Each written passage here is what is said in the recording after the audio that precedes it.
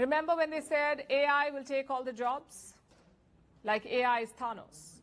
It will snap its fingers and magically all the jobs will disappear. Well, this was a warning we heard too many times this year, and now as the year comes to a close, the warning is back again. This time it's coming from Geoffrey Hinton. He is known for his work on artificial neural networks. Basically, he helped build the very brain that AI thinks with. And that is why he's called the godfather of AI.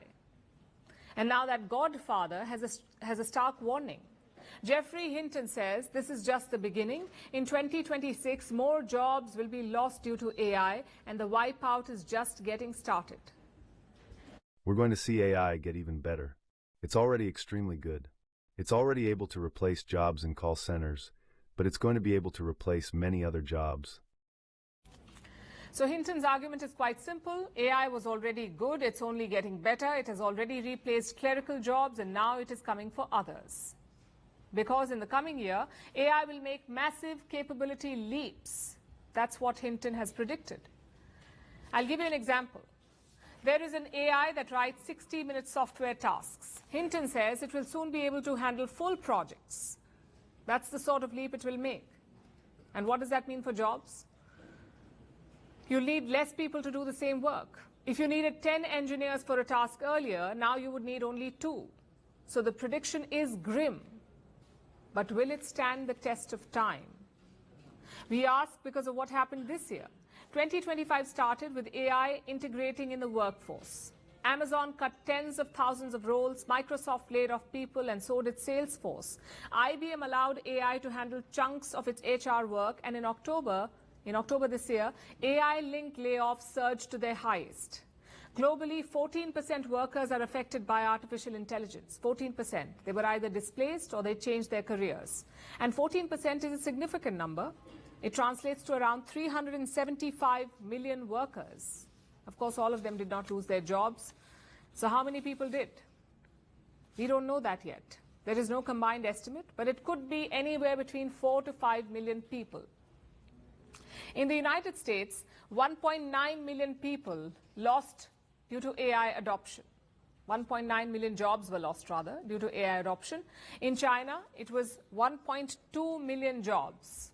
In India, 650,000 IT service jobs were lost, and so on in other countries. And all these add up to around 5 million.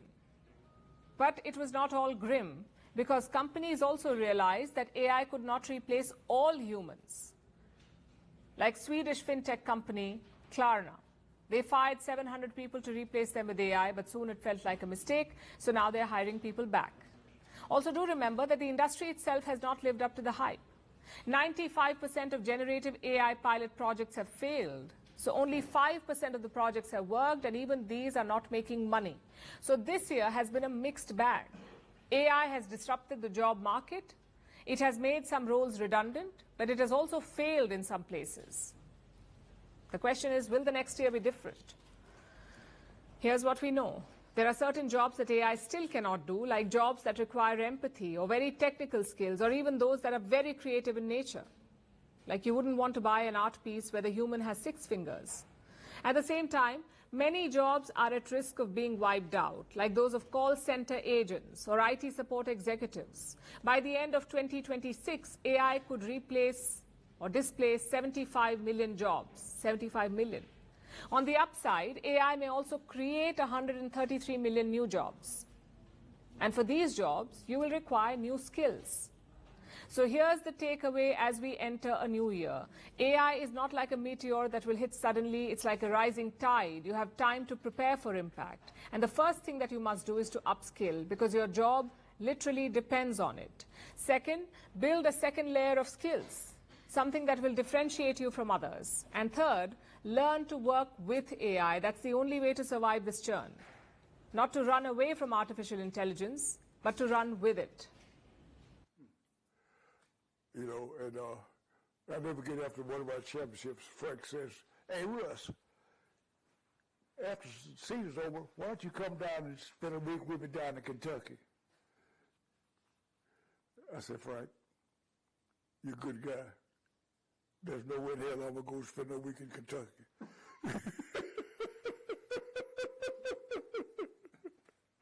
the National Jobs Report showed 64,000 jobs were added in November, but 105,000 jobs were lost in October. What are we seeing locally, though? What we're seeing locally is we only have data through September because of the federal shutdown, but across the region, we've added about 5,000 jobs from September of 24 to September of 25. So slow incremental growth, which is better than the alternative. And the unemployment rate is still very low for the region, roughly 4%. You mentioned the shutdown lasted 43 days. Clearly, you're seeing a major effect if your numbers are only through September. How much longer are you expecting to feel these effects? So I think we're not going to have really good data again at the local and regional level until January, February, March. It just takes a while to get that apparatus back up. And so the national data is a little bit better, but remember, in order to have survey sizes and sample sizes to be big enough for you to be able to say things about the local level, it's likely to be January, February before we'll have it for sure. So you say there's a slight uptick locally for jobs. Nationally, we're seeing a slight downturn. Is there a specific group of people that's being affected more than others? So in the data, the unemployment rate for young adults between the ages of 16 and 24 is higher than it's been in the last 4 or 5 years. It's up around 10%. The good news is young people are looking for work, which is great, but many of them are struggling to find a job, which is not great. And that typically has affected high school educated kids. But what we're also seeing in the data, and you're reading national stories about it and hearing it on NPR, there's a slowdown for college-educated young people, too, and nobody knows for sure how much of that is AI, how much of that is tariffs, how much of that is just a general slowing down. Remember, when the Fed raises interest rates, they're trying to slow things down. They think they're in a car, and the car is heading slightly downhill, and it's going a little too fast. They're trying to tap on the brakes without slamming on the brakes, right? And it's a very tricky balance to get right. And so far, they seem to be mostly getting it right, but as that slowdown is slowing things, young people in particular are the ones that are struggling. And again, at Kentuckiana Works, we fund programs, we do things that help young people, summer jobs like Summer Works, and a program with Goodwill called The Spot for young adults. So we do what we can to try to help those young people plug in, but that's the data, and that's the real challenge at the moment. With 2026 right around the corner, what are you seeing for the early months of the year locally? Well, the good news is GE Appliances is making major investments. Ford Motor Company is making major investments in the Louisville assembly plant where my dad works. So those things are good. But you also see in the broader region, the Blue Oval layoff and the reordering of the partnership between Ford and SK. We'll have to see how that's going to work. I mean, there have been huge changes in that market in the last 3 years.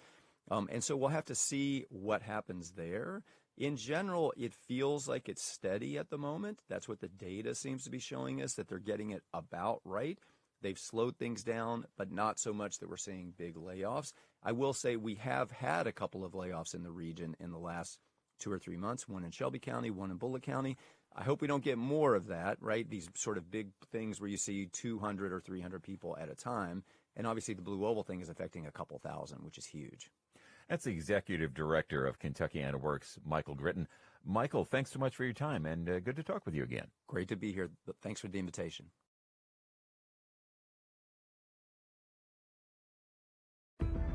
Everything from construction to skilled labor, electricians, plumbers, mechanicals, the whole thing. We're going to need a lot of skilled labor to support all the AI factories we have to build. Demand for those who can work alongside machines in factories and frontline jobs is high. But what does good work look like in the age of AI? I'm Isabel Barrett. I lead the FT's Working It brand, speaking, presenting and writing about management, leadership and workplaces. In this series, I'll explore some of the most pressing issues around the future of work and talk to senior leaders about how they are making work better. There's a magic to human relationship and human connection.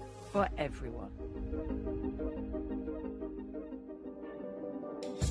AI and tech transformation are upending the traditional hierarchies and status of the work world. A lot of attention has been given to AI's potential effects on white-collar, clerical and professional jobs. But focus is now shifting to frontline, deskless workers. I think the real possibility here is that there'll be some what we now call white-collar jobs, which are eradicated or commoditized by AI and other technologies. And there will be some hands-on jobs, be it caring, which we might now classify as a blue-collar job, or plumbing, electrician, or trade and apprentice type jobs that are actually given more credit.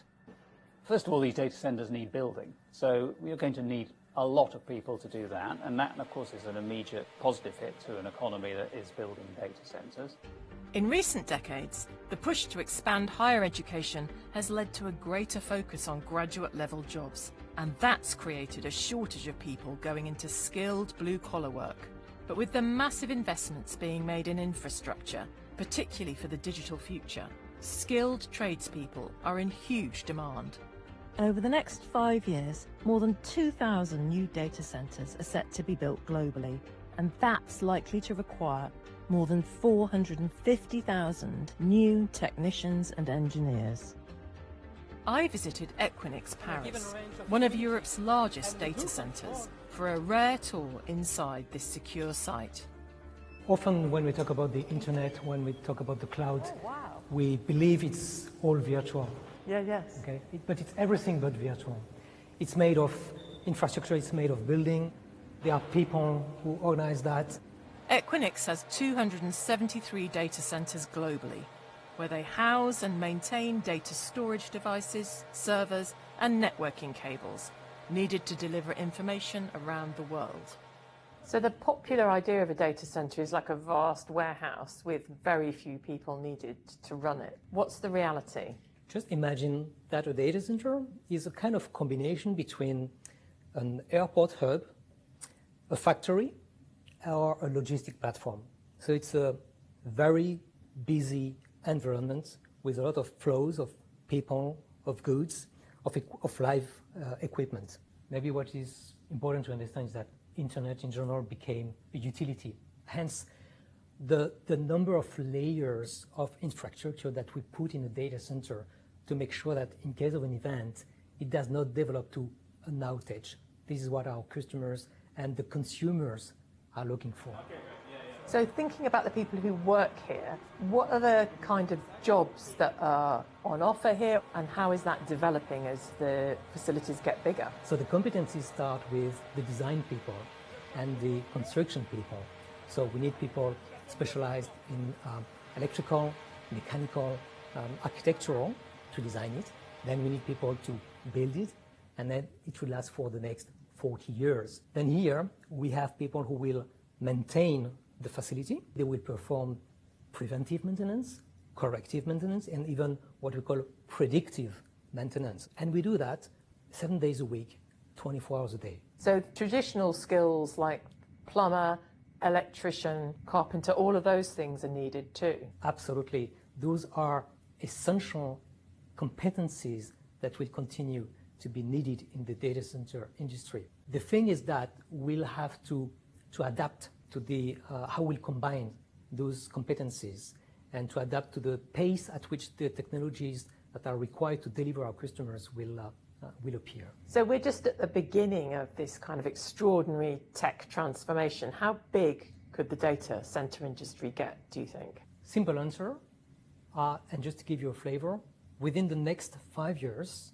we intend to bring additional capacity equivalent to what we did in the last 27 years. To keep up with the rapidly evolving demand for data center skills, Equinix runs a specialized apprenticeship scheme. Right now we're looking at real customer fibers, and behind them there are customers, and their services are right now working because of these connections. Each and every outlet, you have behind it cables that go to a certain server, so the server represents a client. So let's say you plug it in the wrong one, it's going to go to the wrong server, and you're going to create a cross-connect between two clients who do not want to share information together. When you talk to other people about what you do, is it the kind of thing that people are thinking about? Nowadays, people are really thinking about these types of jobs, especially with the fact that we're moving towards a future that is AI generated, and the AI is housed in a data center, so we can project in the future and we can see that AI is going to be needed. So data center engineers, technicians, managers, everyone that can work in a data center is going to be needed. The tech transformation may create a faster, more profound upheaval for deskless workers than for the laptop classes. The Adecco Group, whose clients are largely in labour industries, conducted a survey of over 37,000 workers on their expectations for the future of work. I met with the group's CEO, Denis Machuel, to hear more about the survey and the trends he's seeing. The first thing that they tell us is they want to understand, first of all, the purpose of what they do. What's the meaning of the things that they do, how useful they are. That's one thing. The second thing is understand also what's going to happen to me with this AI revolution coming in. 30% of skills become obsolescent over 4 years. And people need to be fundamentally ready to constantly learn. Do you think that skilled trades are always going to be in demand? Because they certainly are at the moment. They certainly are, and we believe that, again, robots won't replace everyone. They will replace part of jobs, but not the whole role. And we believe that these kind of expertise that have been overlooked sometimes, or that have not been valued as much as they should over time, will remain. Can you see a future where the pay charts flip and what we would traditionally call professional or white-collar work is eroded, and people will want their kids to go into the trades? We see that coming. In many of the European countries, for example, if you look at how much an electrician can make versus someone that has a professional clerical job, which can be jeopardized by AI, the electrician can make more money. So we see this inversion starting. Difficult to really evaluate how far this is going to go, but this type of skills have been undervalued in many of the European countries, except, for example, Switzerland and Germany, where vocational training has been mainstream for many, many years. Can you speculate how many jobs will go? If you've got a big factory with 500 people in it at the moment, in 10 years' time, how many of those human jobs are still going to be there? So, first of all, it's very difficult to model this. On a micro perspective, yes, as soon as you automate, you have less workers by essence. You need different type of skills. You still have those deskless or blue-collar workers or new-collar workers, as we call them, because they are a mix of traditional type of roles plus the technical savviness that they need to have. On a micro element, you will see probably less jobs. But on a macro perspective, this creates other jobs elsewhere. Even though you have less jobs in the warehouse, you have other jobs that are being created. For example, to produce these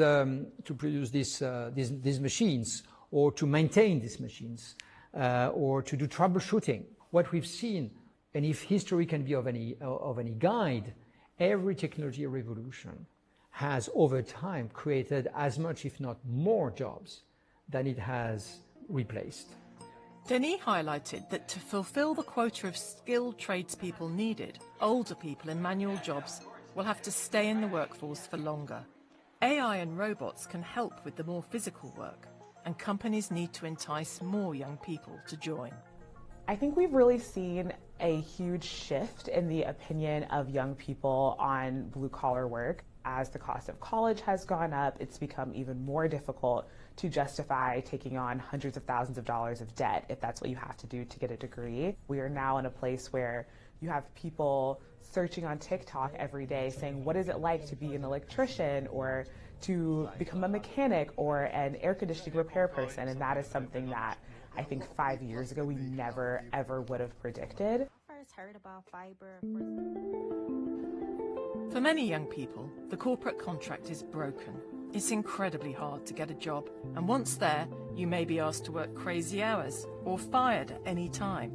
No wonder there's something appealing about a skilled trade.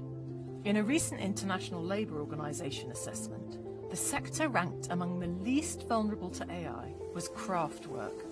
I visited York Minster and its Centre of Excellence for Heritage Crafts, where the next generation of stonemasons are being trained.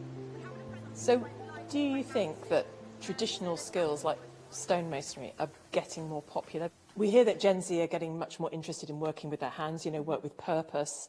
The corporate life is not so appealing. Was that part of your thinking, or can you see that playing out among your friends? If you do the whole project beginning to end, you feel responsibility for it, and you feel like you've made something at the end of it. And from what other people have said, who are working in more corporate jobs, you don't always get that opportunity to feel like you're doing something that's important. You might get more caught up with meetings and things that don't necessarily have an end. Don't know what you're talking about. So we're seeing a lot of what we might call white-collar jobs disappearing. People are worried about the future of their career. How do you see your career? Do you see it as something with stability? I think that the idea of what a stonemason does will always be a necessary career. I don't think it's going to disappear. I think that's the case for a lot of trades. The joy of working in this kind of setting now is that we get to do something with our hands that's very productive, that feels very satisfying and very creative, and it encourages a lot of job-based social interactions that I think not all careers have that. Just the pure satisfaction of doing something that feels like you're doing something productive with a legacy, with a proper purpose every day. Apprentices like Freya are keeping the centuries-old skill alive and helping to maintain heritage sites like York Minster. Alex McCallion is Director of Works and Precinct there. So when we think about the jobs of the future, and we've come here to a very ancient cathedral where you're training the next generation, what are the jobs that you're training them for? Stonemasonry, but also we've got electricians, plumbers, lead workers, joiners. We have an amazing gardening team who are responsible for all of the gardens and the estate. So the full range of craftspeople needed to look after a complex estate such as this. So it looks like AI is going to take quite a lot of jobs in what we might call the white-collar world. Yeah. What's the future looking like for the jobs in your sector? Well, we've used technology as a tool to support our work. So it's certainly not replacing jobs. It's there to support and to broaden skills. We are using photogrammetry, 3D modelling, scanning. We are looking potentially at how technology can help us look at identifying issues with the stone. So there are opportunities to use it to our advantage. And interestingly, of course, the medieval masons who built this wonderful building were always pushing the boundaries of technology at the time and engineering and architecture. So all we're doing is continuing that tradition. I think craft jobs have a natural appeal in a world where we are screen-based and screen-obsessed. We're not doing very much with our hands when we are looking at our phones or tablets or computer screens. We are not doing very much with our heads when we are doing that because we are scrolling addictive social media. And so I think for a younger generation that's been very much brought up on screen, the idea of being able to switch off literally the devices and concentrate, as John Ruskin said, the sort of hand, heart and head on a particular task, one that yields a thing of beauty, is very, very attractive, either as a hobby or indeed as a profession.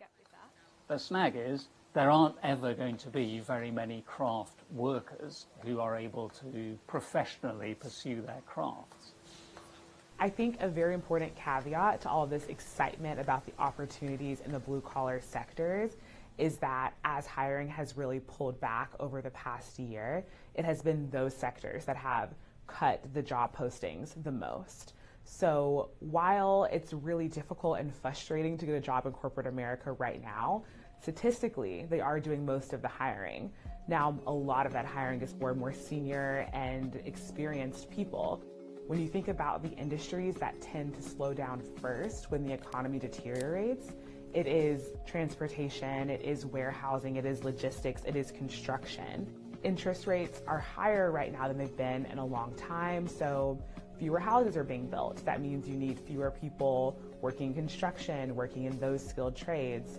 Consumer spending is looking a little shaky, which means potentially fewer jobs at your local Amazon warehouse. I think there is a meaningful trend here, particularly in how young people are speaking about their career opportunities, but I want to caution people from thinking that if you go to trade school, you are guaranteed a six-figure job, because that is just not the reality in this job market.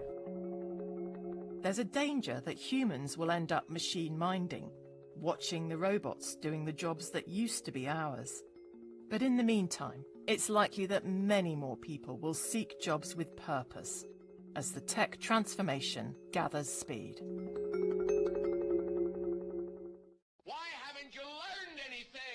A recent report from the Wisconsin Policy Forum found the number of temporary teaching licenses is highest in the small and urban districts. Donald Kramer authored the report for the Wisconsin Policy Forum. He believes many people with the licenses are becoming teachers mid-career. Instead of going back to school for 4 years and getting an education degree, they're taking their English degree, their science degree, then they're taking this route instead. The National Council on Teacher Quality has raised concerns about emergency teaching licenses. They say the teachers are less qualified. Corinne Hess, Wisconsin Public Radio.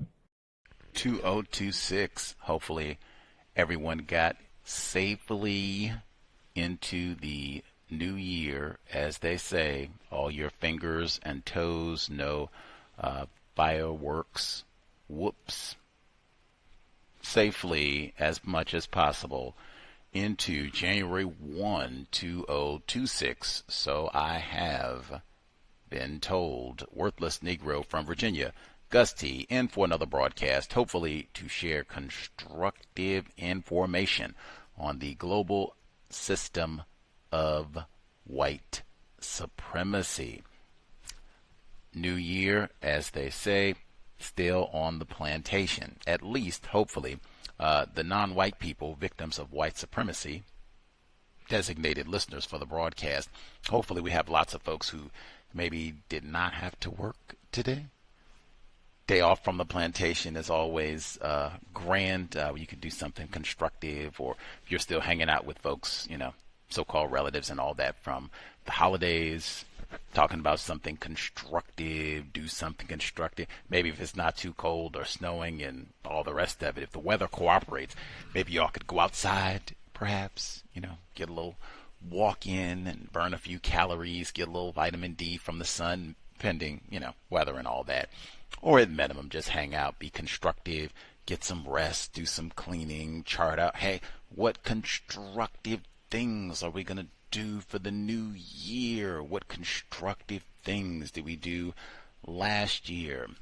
Do some constructive planning and or thinking if you're with attempted relatives. Again, hopefully we have lots of folks who are doing all that because they didn't have to be at work today. Hey, maybe you even had a few days off from the plantation, maybe. Cross our fingers, and or if you did work, they call it holiday pay, right? Maybe you get paid time and a half and all that, so maybe you got to pick up some extra nickels if you were forced to work. Either way, Neutralizing Workplace Racism, always here every Thursday, 8 p.m. Eastern, 7 p.m. Central, 5 p.m. Pacific, to hopefully constructive suggestions on things that non-white people can do to solve problems in the workplace without creating new problems. One of the things I always recommend, and we talked about this before, just being abreast in your specific, I would say, your specific field, whatever that happens to be, real estate, law, education, whatever, medicine. Be abreast of, one, just changes in general in your field. That could encompass a lot, but then I would also research specifically racism in your field, because it could be in that might be specifically at the company where you work, and or just racism in medicine. They have reports and things that come out all the time, all over the world, and every field. It's in racism, white supremacy, all areas of people activity. So just take a gander. This doesn't have to be something that you do every day. It doesn't have to be something that you do all the time, but just, it could be, hey, 2-3 times a year or more, whatever your schedule is, but you stop and devote a few hours, 90 minutes, whatever. I'll sit down and investigate. And that research could entail a lot. It could be talking to people. Sometimes they have whole conferences, about the state of the medical industry or pharmaceuticals or law, whatever it is. They'll have whole conferences. Sometimes they'll talk about racism when they have these sort of talks and presentations. So do a little bit of research. Your field, what does it look like, changes, that sort of thing, and then specifically racism in your field. I guarantee you'll always find something, and you might even find some constructive information to share with other non-white people. If you have a rapport with them, who you work with, or other non-white people you have a similar field, info to share. Great. Now, before we get to some of the articles that I heard, number to dial, we have non-white people who, I guess, if you did not have to work, great. If you did have to work, hopefully it was really boring, really safe, and you got, as I said, like double time and an obese bonus for the end of the year. But let us know, certainly not for spectators in 2026. Let us know if you figured out anything. Perhaps you got some codification from 25, the year, that you can bring forward into the new year to help solve problems and counter racist attempts in the workplace. They try and wage theft you, or what they were talking about last week with some of the UPS workers, where they deliberately delay clocking you in, so you end up working 2-3 hours that you don't get paid for, that sort of thing. Or they'll clock you out for like a 2-hour lunch when you didn't take a lunch break at all. You don't have those sort of problems. As I said, you are paid correctly. They even maybe took 5 seconds to thank you for all your hard work. Got you, I was going to say, they don't even send you just some old lame, tacky holiday cards that, oh, we appreciate you, Miss Jones, for all your hard work. Oh, no. You got a fruit basket, organic, check in it with your bonus, and we really value your contribution to this company. Couldn't see us moving forward without you. Great, prosperous 2026 for all of us. That's what you're doing. If you figured out how to do that, please share. We need lots of that. We being victims of racism. The number 720-716-7300. The code 564943. Pound. Press star 61 if you would like to participate. If you are having difficulties, maybe you did get wage theft, whatever the case may be in your workplace, let us know. We'll do our best to offer a few suggestions to help solve problems without creating new problems. One thing I will say, rewind to one of the reports that we talked about from, I think, a week ago, maybe 2 weeks ago. There was a black male school bus driver, and it appears one of the children practiced racism, heard this, tumbling dice, privileged black male. We've heard similar reports from him before, also a school bus driver. But this incident from the news, black male bus driver, I believe in Wisconsin, the child on the bus called and told his parents that this Negro male was drunk and driving the bus all crazy and they were going to die. So they called the police and pulled him over and dragged him off the bus and made him do the breathalyzer and everything. Totally humiliating. And he had been drinking water or nothing. So, total disgrace, that act of white supremacy. Anyway, but it reminded me belatedly, make sure, I've said this for years, make sure you read your policy and procedure completely. Dr. Welsing say reading is more important than watching television. That's one thing we should all have read, policy and procedure. Now, for many, your job, you might be required. Sometimes to get the job, you have to do some sort of drug test or what have you. you might have a job, school bus driver, whatever it is, where you might be required. They might have told that privileged black male, you're going to do the breathalyzer or you're going to jail. You'll be terminated. Who knows? But that's something that you should check and or ask, because there are some jobs where, hey, you might, if there's some sort of allegation of theft or what have you, we might get to search your belongings. You know, if you have a briefcase, purse, backpack, you know, pockets, we can rifle through all of that. There's been an allegation of theft on the premises, and you know, these are the types of things that I would say you want to know this in advance. When you take the job, I wouldn't care what it is. When you work at the bank, anything, you want to know this in advance. Even polygraph, they might even have that for some jobs where you might be required, you know, depending on what takes place, what the circumstances are. Hey, you got to take a polygraph. And that's the sort of thing I would even ask. That sort of thing. That's why I say consistently, you want to read that policy and procedure. Really, it'd be best before you take the job, so you know everything that you're signing up for, what's going to be asked of you. Hey, I'm going to have to do that breathalyzer. I might have to do a polygraph. And this is the sort of thing, if they have any sort of training period, human resources, I would ask. And it's not, you're not trying to be obstinate or challenge anyone, certainly not trying to get fired. But as I just said, you want to know all this in advance. None of this should be a surprise. If there's an allegation that something was stolen, the weed whacker or whatever it is, if that, and it could be, I think Tumbling Dice did tell us when they accused him of the weed whacker thing, that's something, because I think they did come up and ask him, we're going to go through your vehicle, you know, we're going to find out weed whacker, anything else that you pilfered from, you know, the school or the property while you've been here allegedly driving the bus. You just looting us. Oh, that one rhymed. Hey. But still, you want to know, hey, I still have my rights. If I've been accused of a crime, certainly you can, you know, contact proper authorities and we can go through it the correct due process, as they say, from the Constitution.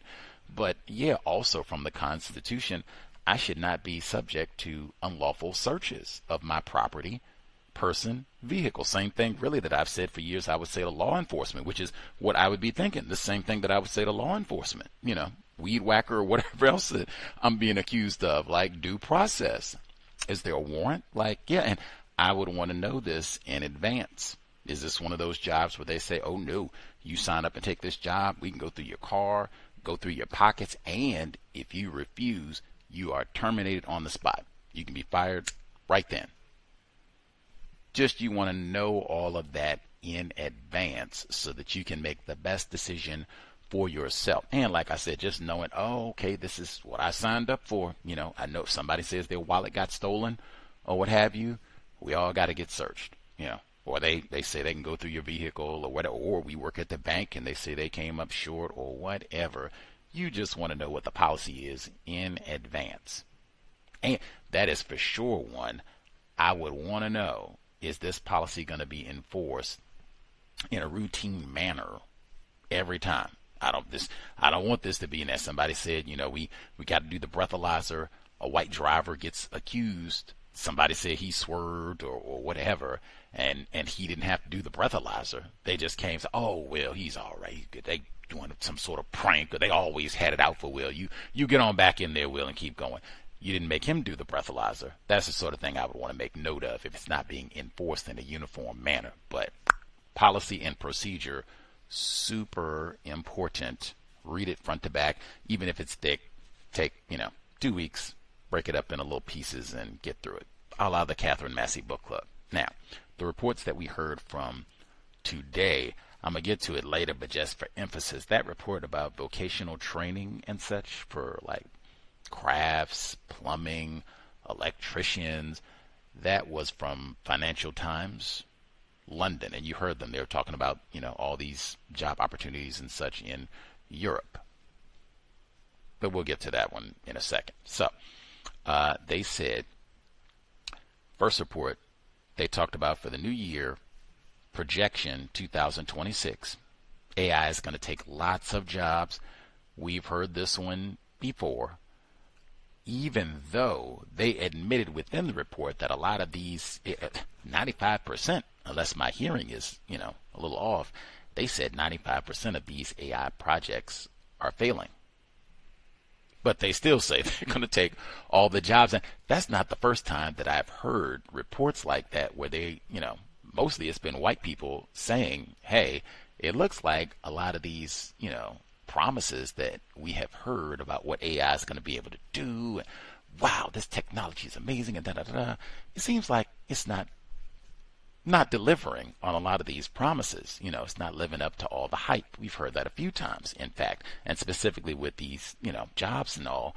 But we're still not going to get our jobs back. Like, oh no, we're still going to do it. If it doesn't work, maybe we do some hiring back, which they included within that report. But they didn't say, now, if the AI technology that white people employ, if it doesn't work, do they hire everybody back? Like, whoops, our bad, we hire you all back, or we hire like 50% of you all back, or some of y'all we wanted to get rid of anyway. A little downsizing on the sly, as they call it. Like, just lots of the reports. That has kind of been the general trend, whether it works or not. Lots of people losing jobs, particularly entry-level younger people. Like, oh man, super difficult for you all to get a job. They said like call centers, secretaries, really. That's the sort of thing I would want to point out. If you have younger people, man, any sort of, if you're thinking you're going to do something clerical, maybe that's just to kind of get a foot in, think of something else, looking like that's going to be totally obliterated by AI, if not now, like within 5 minutes.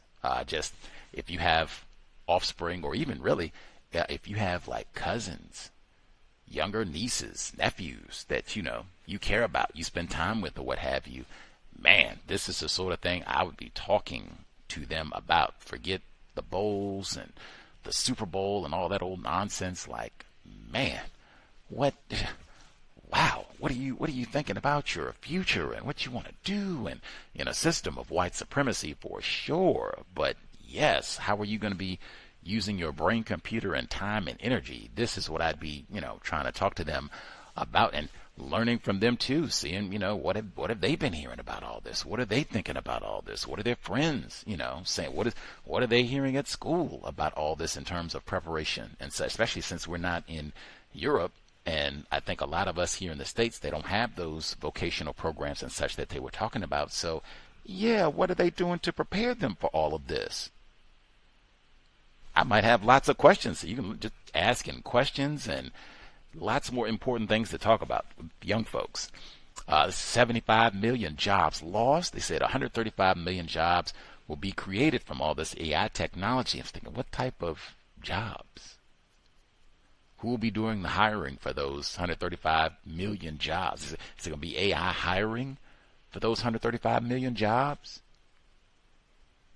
Lots of questions. But the end game, lots of jobs being lost, very important. And even for folks who have a college degree, it could be very difficult to get a job, particularly for non-white people. We have the report from Kentucky Public Radio. Now, they were talking about some of the similar difficulties, what have you, in terms of so-called blue-collar work.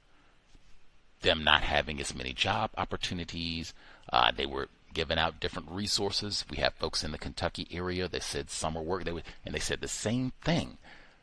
More difficulties for younger workers, people trying to start their career. Maybe they just graduated from college, or maybe they did high school, did the Mark Furman GED, whatever. But those folks who are just starting out, like, ooh, it's going to be difficult. That's something I'd be talking to non-white people about consistently, and just even if it's just so that they can be prepared. My view, so much of the system of white supremacy, racism, things are set up to go poorly if you are not white, especially if you're classified as black.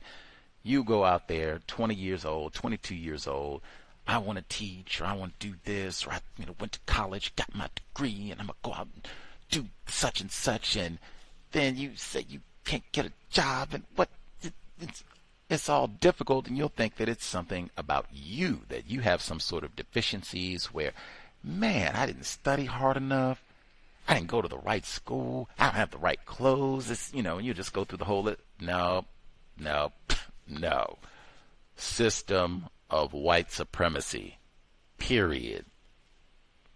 Very important. That's why I just talk to younger folks, even really anybody, really, because you could be not starting your career and in the same difficulty. They've been saying that, the whole time. 75 million jobs lost, and especially folks looking to get a toehold that is often people classified as not white. Whole system really set up for that. They said if you're in Kentucky, they did offer some resources, especially for younger folks, summer works. We have folks in that area. Perhaps you can check and see, and particularly they said for summer employment. Now I know it's January.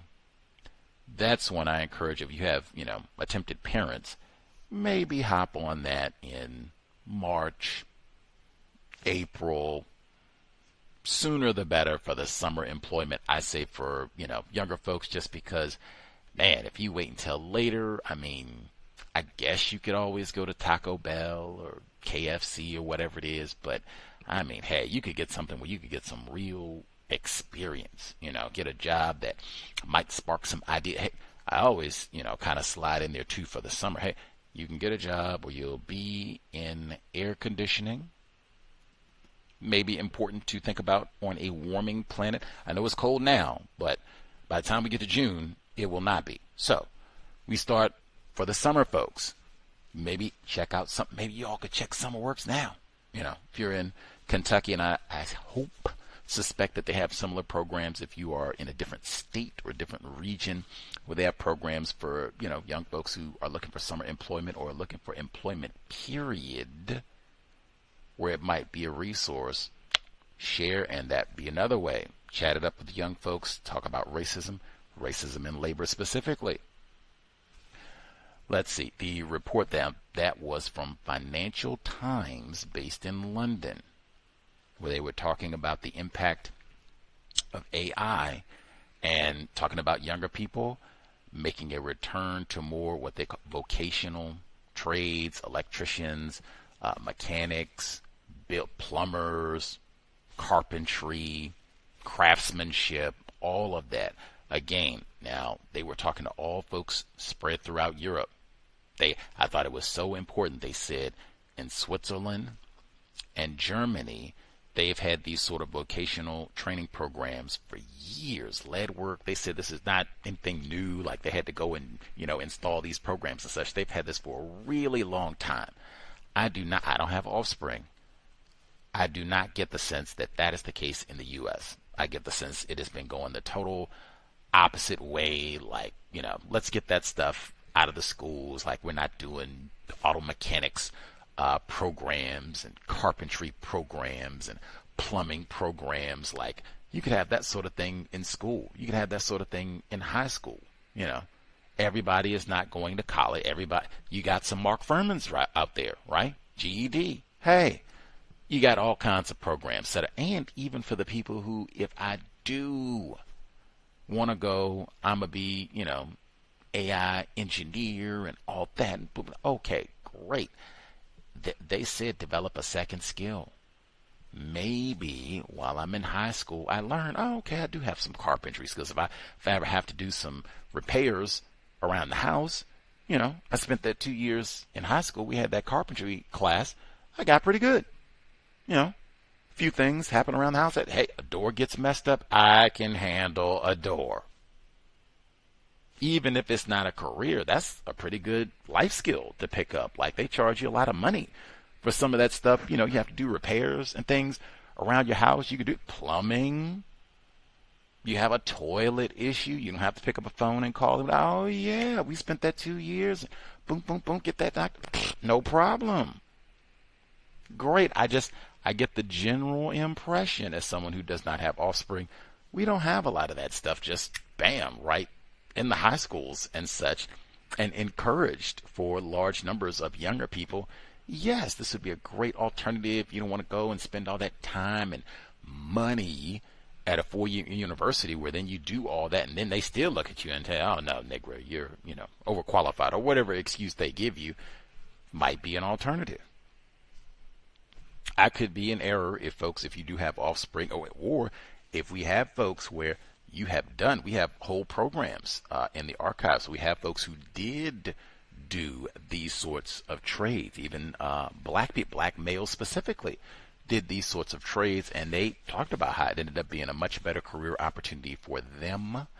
Not saying they didn't experience racism, because they talked about that too. So, I mean, we're still on the plantation. But they just did a comparison and saying, a lot of folks who are around my same age and, we live in the same area, generally I make a little bit more money than the folks who went to college. Not every single one, but generally. And he said, importantly, if I move, because he talked about being in the D.C. area and then going down to Texas, significant difference, that it seemed to him at that time to be a little bit easier for him to get a job. He's worked in the field, he's got experience, training, all of that. It seemed like it was a little bit easier for him having a trade to get another job if he wanted to relocate, pick a new location, than some of his peers who went the college route. Now, white people are to blame for all of that. We're still in a system of racism, but that just something to think about. I would talk with that were younger people, especially if they, because of the system of white supremacy racism, they don't necessarily are not excited about doing the whole college route and more school, or they, at least at this point, the system of racism has not allowed them to express their aptitude academically. Okay, this might be another avenue where you can, have a career, at least try it out, see what you think. Maybe you have some skill there. Maybe you might enjoy this, can make some money. You at least have a skill set, and then you can think about something else. I like that much better than just, toss the whole school alternative. I'm going to drop out and do, whatever. More skills. They kept saying that throughout. More skills. More skills. And I thought it was important. They said that for a lot, now again, this is Financial Times. So they were talking, I suspect, about a lot of white people throughout the area known as Europe. They said a lot of these folks, they are turning to trades, plumbing and electricians, all the rest of it, because they said the corporate world is not hiring. I guess that's like their parents and aunts, uncles, grandparents and such, not hiring, and or crazy hours. You can be fired at any time. That's something that we stress here all the time. Now, not so much the crazy hours part, but I mean, that does happen frequently as well. But man, system of white supremacy racism, if you have white people, and hey, apparently with Doge, Elon, we have recently had lots of white people who have been, oh man, about to be fired any moment. Oh man, think I've been fired. And sometimes, yes, they have been. So if you have white people thinking that way, apparently throughout the world, as a non-white person, for sure, I think that is bedrock codification. You could be fired at any time. You don't have to do anything incorrect. You don't have to sass anybody. You have to be incompetent, show up late. You can be brilliant at your job and be terminated. I think that is very important to remember. Help us maybe not be too reckless with the spending. Save a few nickels. Yes. But then also just man, you can do everything perfect, following employee manual to a T, and you can still be fired. That is the system of white supremacy, and I would try and make sure that younger people understand that as well, because that's one that can be devastating, where you thinking that you attributing it to some sort of personal failure, and in fact, it could be that you were doing your job so well, you angered racists on your job. Anyway, but fired at any time, for sure. Let's see. They had the gardening team, because they were talking about all the jobs that are going to be needed for these data centers, right? And they were saying, hey, we're going to need plumbers, and we're going to need electricians, we're going to need maintenance, and even predictive maintenance, which was kind of a new concept for me. But he was talking about we're going to need all these people who are not necessarily the technological savants, but just basic trades, as I said, that I think in the U.S. they have kind of been devaluing or doing away with, certainly not putting any emphasis on in high schools for some time, unless I have been mistaken. Folks can correct me if that is such. But man, when they were talking about they were going to need gardening teams for these data centers, again, that'd be like, man, if they had any sort of like horticulture gardening class in high school, where not just, oh, it's cute to look at the plants, what have you, but like looking at this cereal, like we go to a farm, maybe we see if we can grow some crap. Most of the schools that I won't say most, I will retract. Most of the schools that I have been to, they are on sizable plots of land. You could easily have a horticulture class where they grow crop. I mean, I'm not saying it would be enough where you could go, and rival the farmer's market in town, but, it'd be enough that you could have something cool where, oh man, we got, apple pie at the horticulture class. They grew apples, and, we got a good harvest. So the dessert for the cafeteria lunch day, we got apple pie, and you can thank all the horticulture homies for hooking us up with the great apples this year. That'd be easy. Carrots, that'd be easy. And plus, you could probably, at a school, set it up and get the whole light, water, all that, so you can have a little space outdoors, get a greenhouse, get one indoor, like all of that. Like, man, that's the same thing. Maybe you develop the skills. You have people that want to go out and end up being landscapers. That's a pretty good job, right? I don't think AI is going to take that over yet, maybe. Gardeners, all that. Great. We need farming, even, who knows? We need all of that. Same thing I said before. And now maybe you have a fewer people that, man, I kill every house plant I get. Nick that because I picked up a skill. Or, man, the grocery bill is a little high. I did do that horticulture class. Like, man, we plant a few, carrots. Plant a little bit of spinach. Get some garlic. Man, we don't have to cut a few things out of the grocery bill. We don't have to buy that. Got that growing out in the backyard or in the house or whatever. Tremendous. Could make some, but like I said, that was Financial Times based in London. I get the impression that is not as prevalent here. If I am in error, which could be, I don't have children, so I don't have children in the high school setting to, pick out. But I get the impression they cut a lot of that stuff from school. As a matter of fact, I went to a high school, VA. I went to a high school. We did have an automotive program, but it was emphasized. They've been getting rid of programs like this. They don't even have that in a lot of places. I'd even have to check to see if they still have it. But we did it, like just what I said. If you want to go to high school, hey, I don't like all that computer stuff. That's not my thing. Teachers get on my nerves. I don't want to read all that 1984 and all that. But, hey, I can go out in the garage. They teach me how to change the oil, put a new carburetor on there, change the tire. Whoa, that's all right. And I knew people went to my high school. They went bing right from high school and got good auto mechanic jobs. They had done all that stuff. I think they even had like an apprentice program that they talked about. So I mean, that's tremendous. They could have that, and it would be a win, even if you didn't get a job as an auto mechanic. Because I mean, Jesus Christ, how many people could say, "Hey, I took an auto mechanic class. I don't pay nobody to change my oil. I got that. I need to pay nobody to change my carburetor. Got that.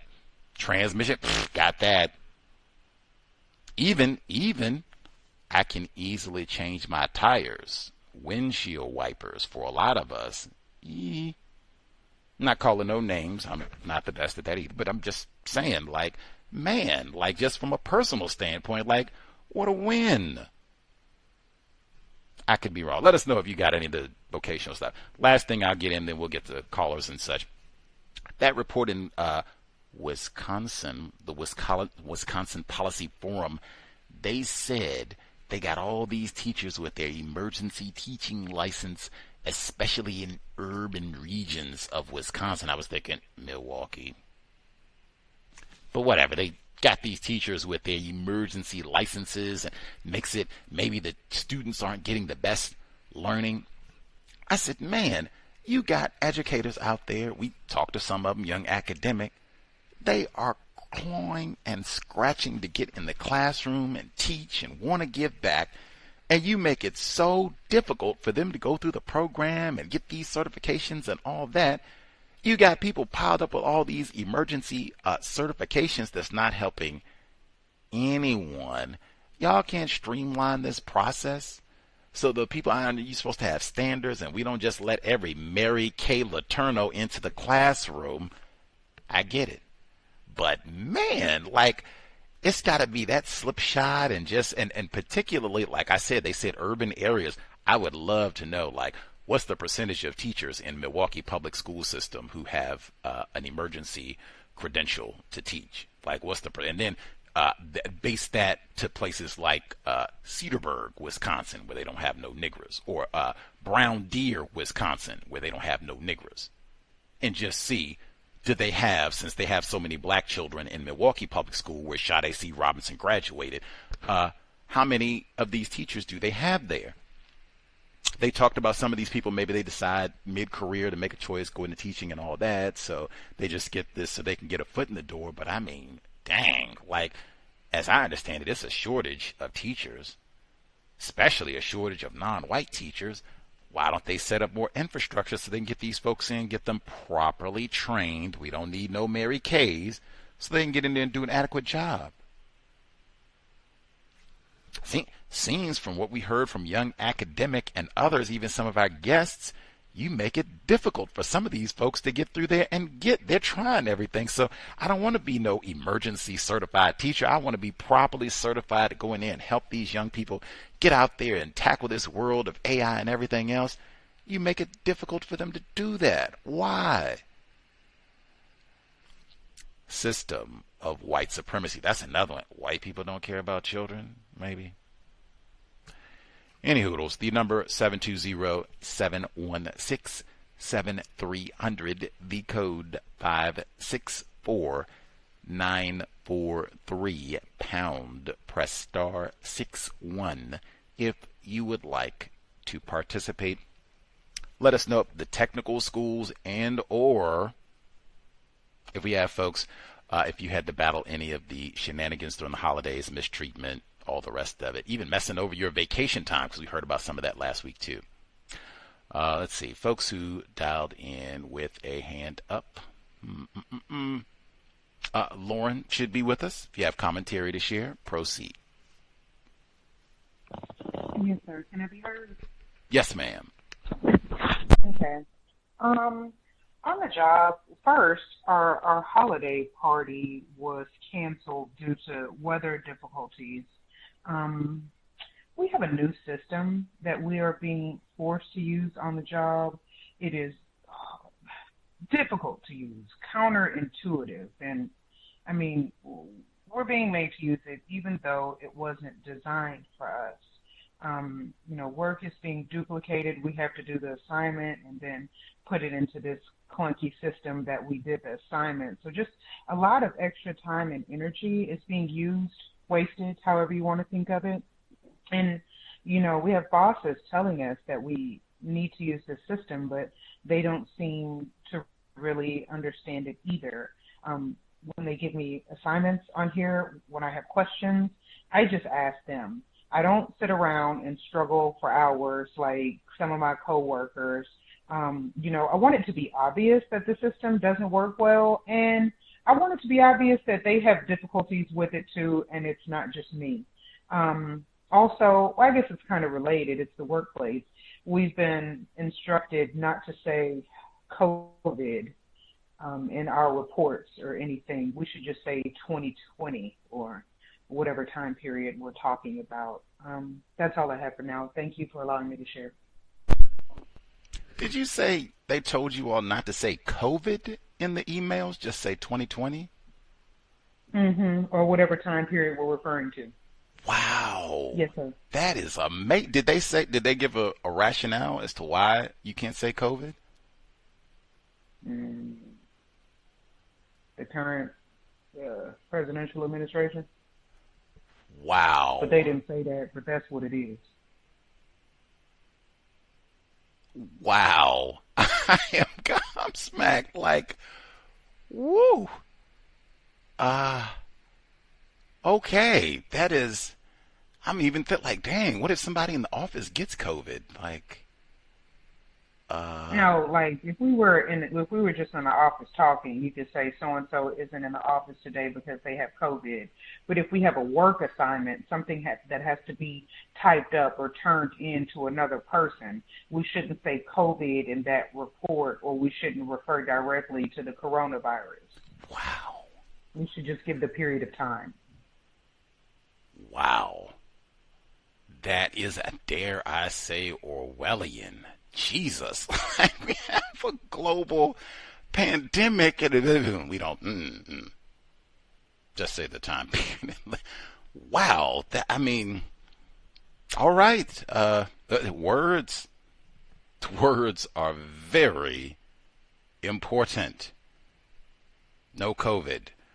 I guess bravo on no Christmas party. That's always, we'll give a shout out to the creator for poor weather, if that gets us out of the holiday party. Maybe that happened for some other listeners too. If it did, bravo to everybody. If you got to miss out on the office party because of the weather, I could not ever imagine being sad about that. Oh well, we'll catch him in 2026, maybe. The clunky software that does not work. Once again, Neely Fuller Jr., you can use this bit of codification pretty much for anything. Just get back to asking questions. Now, apparently, that's all she had to do on here was just add, and that's even what I just said, because so much of this is set up. They give you this old nonsense new software that doesn't work and got, slapped together, and they dump it on you, and the system of racism will think it's us. Like, oh man, they just put it together and they say it works. They told me the geniuses sat down in their white lab coats and put it together, and okay, I'm a boom, boom, and get, I don't know. I must not be too smart. I must not have studied too hard. I didn't go to the right school, and I didn't get, no, not what it is at all. And how did she find out? She said, man, it's not even just me. The white people in charge, or I'll say the people in charge, who mostly it does end up being white people, but the folks in charge, they don't know how to use this either. It's clunky for them too. Asking questions. Especially if it's something that's new. I know I get reluctant about that sometimes, about asking questions, because sometimes you get in trouble with white people and even non-white people. Sometimes they'll fuss at you or try and make it seem like you're stupid. You asking a question about this, you don't already know this? Oh my God, what kind of idiot are you? That sort of thing. If this is new software, this is my first time accessing it. I'm just trying to make sure I'm doing things correctly. No one should be opposed to that. Like, oh, okay, all right. What's your dumb question again? Let's hook you up. And then, they struggling. Like, oh no. What? What in the world? And that's when sometimes you would have to ask questions, and maybe sometimes 2 or 3 questions to figure out, wow, these folks, they don't know how to use this either. Or at minimum, they're having the same difficulties with the program. Maybe they just didn't do a good job with the software, but we seem to all be in the same boat at the bottom, suffering with the clunkiness. Ask questions. Man, she could have been sitting there for days sometimes, and oh man, let me go ask, and they can clean all that up. Now I know exactly what I need to do, and I'll do it this way from now forward. Shouldn't have any more problems. Especially if this is happening, she said repeatedly, like, oh man. Woo! I wonder how long it's going to take before they say, wow, maybe we need to overhaul this, or maybe we need to get retrained or something. Like, we can't be having, if she is going through all this and they don't understand it, she says some of her colleagues, I guess they're also struggling too. Like, dang, I suspect this is not just her work environment. I suspect this is probably lots of non-white people in this sort of predicament. Tragic, really, where you end up wasting time and energy. Like, that is really standard operating procedure on the plantation. Wasting time. That's one of the reasons why they say Doge. I say we got to get the AI in here. Cut out all this waste. There is a lot of that. Even 2026. Sometimes asking questions can help minimize, I'll say. Maybe not eliminate, but at least minimize and save you some, at least can save some aggravation. I am competent. I got this job for a reason. I'm not dumb. The folks who put this software together, yes, they might be dumb. and maybe even the folks who hired them, picked them to do all of this. This is the program that we're going to, they might have some questions to answer too. But me, I'm on, and in fact, I'm even doing double duty because I was smart enough to stop and ask questions and recognize, like, nope, something is wrong with this here package. Ask questions. Can't say that one enough. Thank Mr. Fuller for that one. Ask questions, because you shouldn't get in trouble for that on the job, or really in any circumstance. You should not get in trouble for that, especially if you're honestly trying to learn something. Ask questions and make sure that they answer your question. Man, that is often kryptonite. Often that might be the only, resource that we have in the workplace, but sometimes that's all you need. Bravo, Lauren. Keep asking questions. And Black self-respect. I think, Lauren, we have lots of non-white people who participated in neutralizing workplace racism over the years, who engage in lots of Black self-respect, trying to do what they can to, help out other Black people in the workplace. I know not everyone takes that position. Victims Guarantee qualified, but I think Lauren has been one consistently trying to help out other Black people in the workplace, doing small things that she can to help them avoid trouble and solve problems. That is always Dr. Welsing, 2 thumbs up. Black self-respect in the workplace, trying as best we can from a very weak position to help other victims of racism on the job. That said, let's see. Other folks, if you have commentary, maybe we got other folks. Did you get out of your office holiday party or all that nonsense? Did the weather help get you out of it? Did you figure out words, what to say? Did policy and procedure, what have you?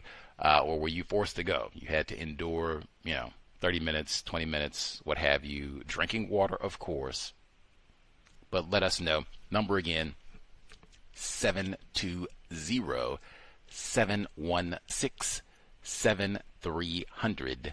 The code 564-943 pound. Press star 61 if you would like to participate. Number again, 720-716-7300. The code 564-943 pound.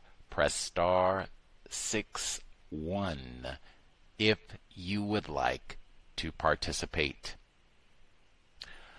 We will be here tomorrow, Catherine Massey Book Club, 8 p.m. Eastern, 5 p.m. Pacific, wrapping it all up with William Rosenau's Tonight We Bombed the U.S. Capitol.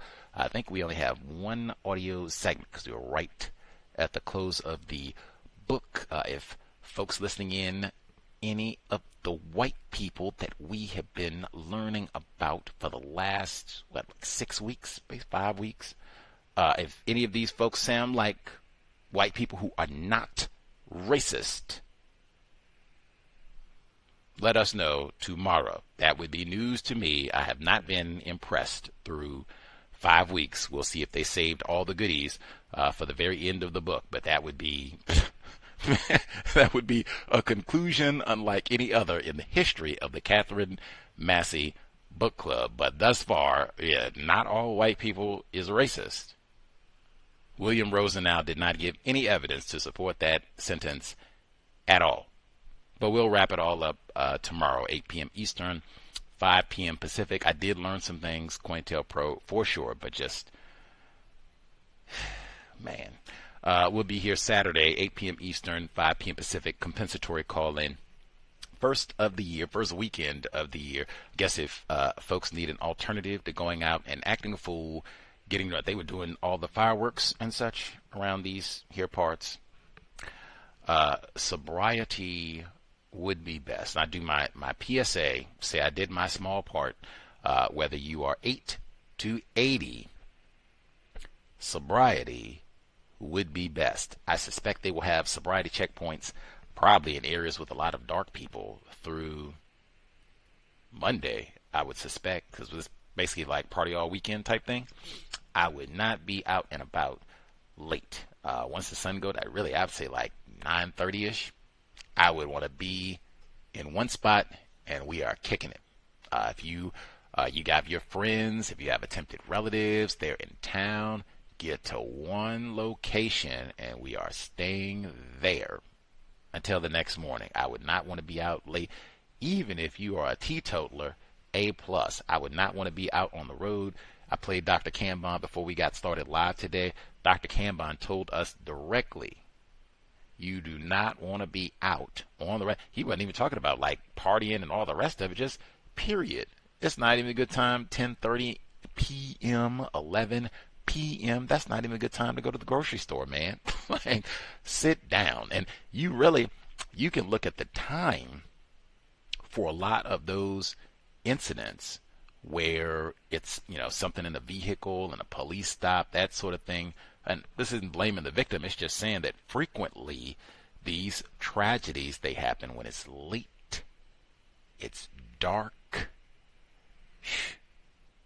Could have been sleep, or at least in the house. I'm not telling anybody about a bedtime, but at minimum in the house, and especially this time of year. And beyond the sobriety checkpoint, I do not want to be out and have Mark Furman coming to put no light in my face at 10 p.m., 11 p.m., whether I've been drinking or not. Talk about an auspicious beginning to your new year. Can I get Oscar Grant in one more time? Again, he did the correct thing because he was on public transportation. He wasn't out drinking and driving. Oscar Grant.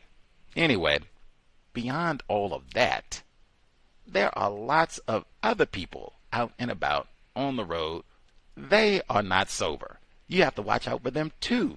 Like, there's lots of hazards. Once it gets dark, I'd say after about 9:30 p.m., hey, living dangerous, 10 p.m. After that, I would be inside. Nothing good happens outside after about 10:30 p.m. at night. Nothing, and it's cold now too. Nothing good is going to happen in the system of white supremacy racism, especially if you are classified as black. Did y'all see they had that bar fire over there? I think it was in Switzerland, one of those Nordic European countries, but they had that really bad bar fire. They said like dozens of people got killed. Sobriety. And one of the captions when they reported on all that, it said, we have had a whole lot of these fires at discos, bars. Some idiot has said for over a decade, one of the worst combinations in the known universe. Europe to Indiana. White people, alcohol. Especially for the new year. Oscar Grant. Any hoodles, but we'll be here Saturday, give folks an alternative, catch up on what has gone down over the last 7 days. Hey, we could do dry January. Don't they still talk about that?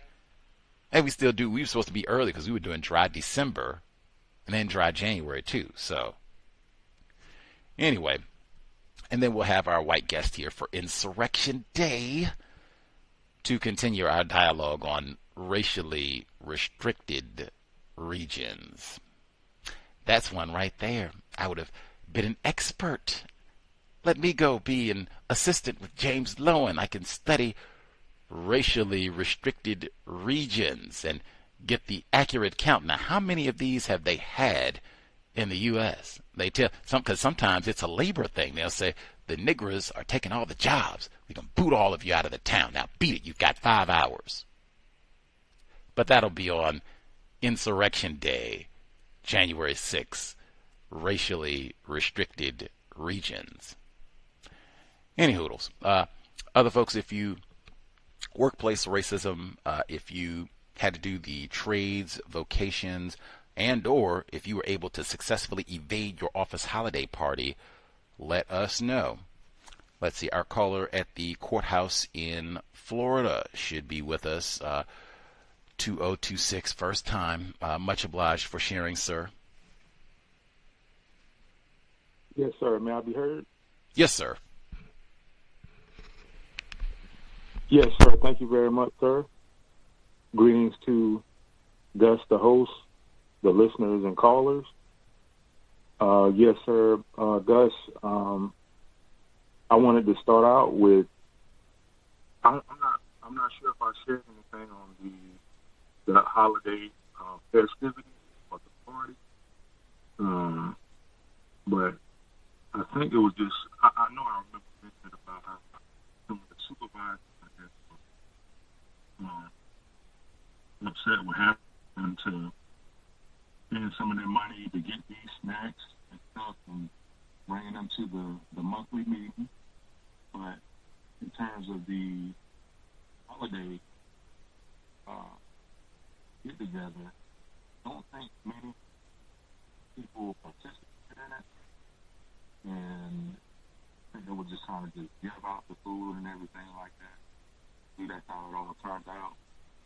But I do remember mentioning that they actually went to the degree of keeping the courthouse closed for a whole hour. And I was like, oh, man, I don't remember them doing that. Like maybe last year or the year before, 2024, they did that.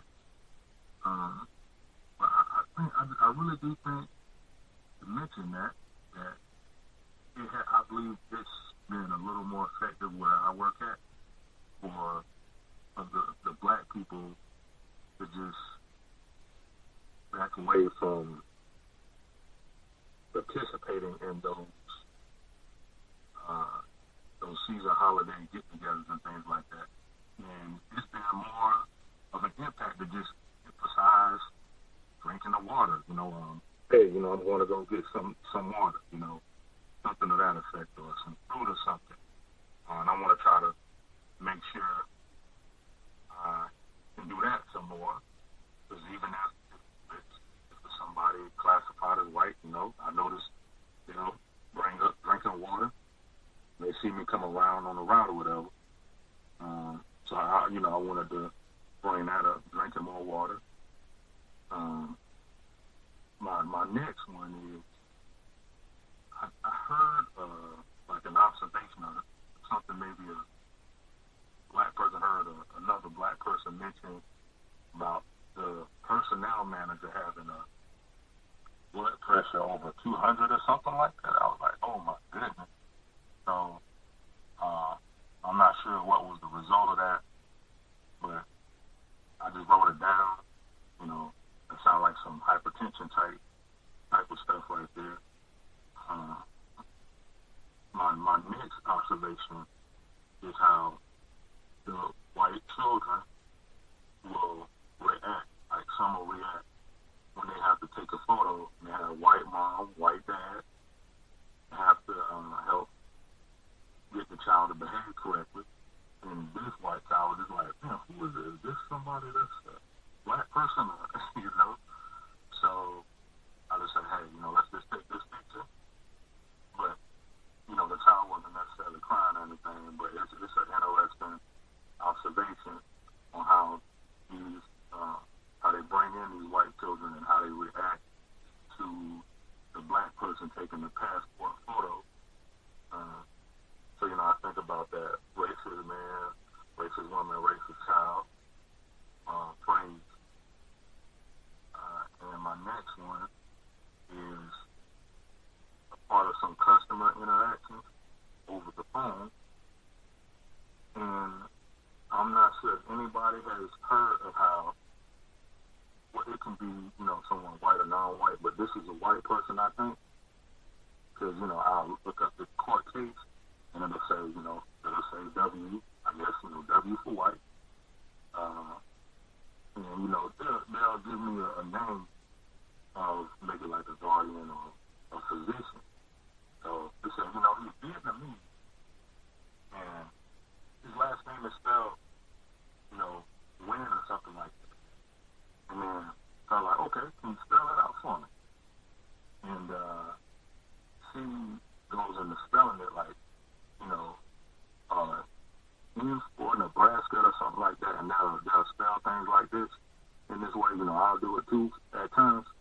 But the word choice, what she was using to spell this non-white person's name, she said, and it's U for ugly. She said the word ugly to spell this non-white person's name, and Y for yellow. And I know yellow is a term used to describe, I guess, people that are what's called so-called Asian Vietnamese. I'm like, she said U for ugly and Y for yellow, E for earth, And I just, I wanted to share that. I think the lady was practicing white supremacy. So I just wrote that interaction down. And there was another interaction I had with a non-white person, a black male. So this began with a white woman that works in the probate area. So she was transferring it to me. And, she was just telling me over the phone line, I'm about to transfer this customer to you. And, I tried to be patient with him. And he just doesn't understand such and such. He thinks that one word he's saying, and she kept using this word, and the word is indigent. I guess in terms of finances and the money. So I was like, okay, go ahead and send them home. So, we have to go by the policy and procedure of we have to see the photo ID and can you email that to such and such. You send it to my email. And the person, he had a what's called an MH, mental health case or whatever. And he was looking to get a copy of the judgment from that case.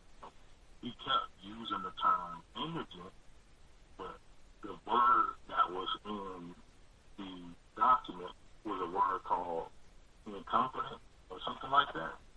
So he was trying to get a document, a copy of that. So he was really, steadfast on using the term indigent. They're trying to say that I was indigent, but I said, nah, does it say that, that it was judged as incompetent? And the term was used with competent, so he agreed with that.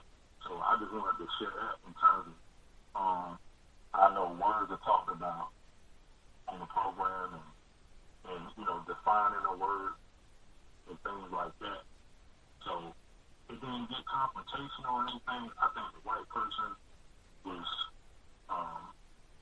not being patient and not trying to have a conversation, in a customer service sense. So I was able to help the guy out and get him the document. So, and I think she was also thinking that, he can't afford a document or the copy because that term indigent came up. But that's just the word he was using. I guess he thought that was the term, but really it was the term incompetent in the order, the legal word incompetent.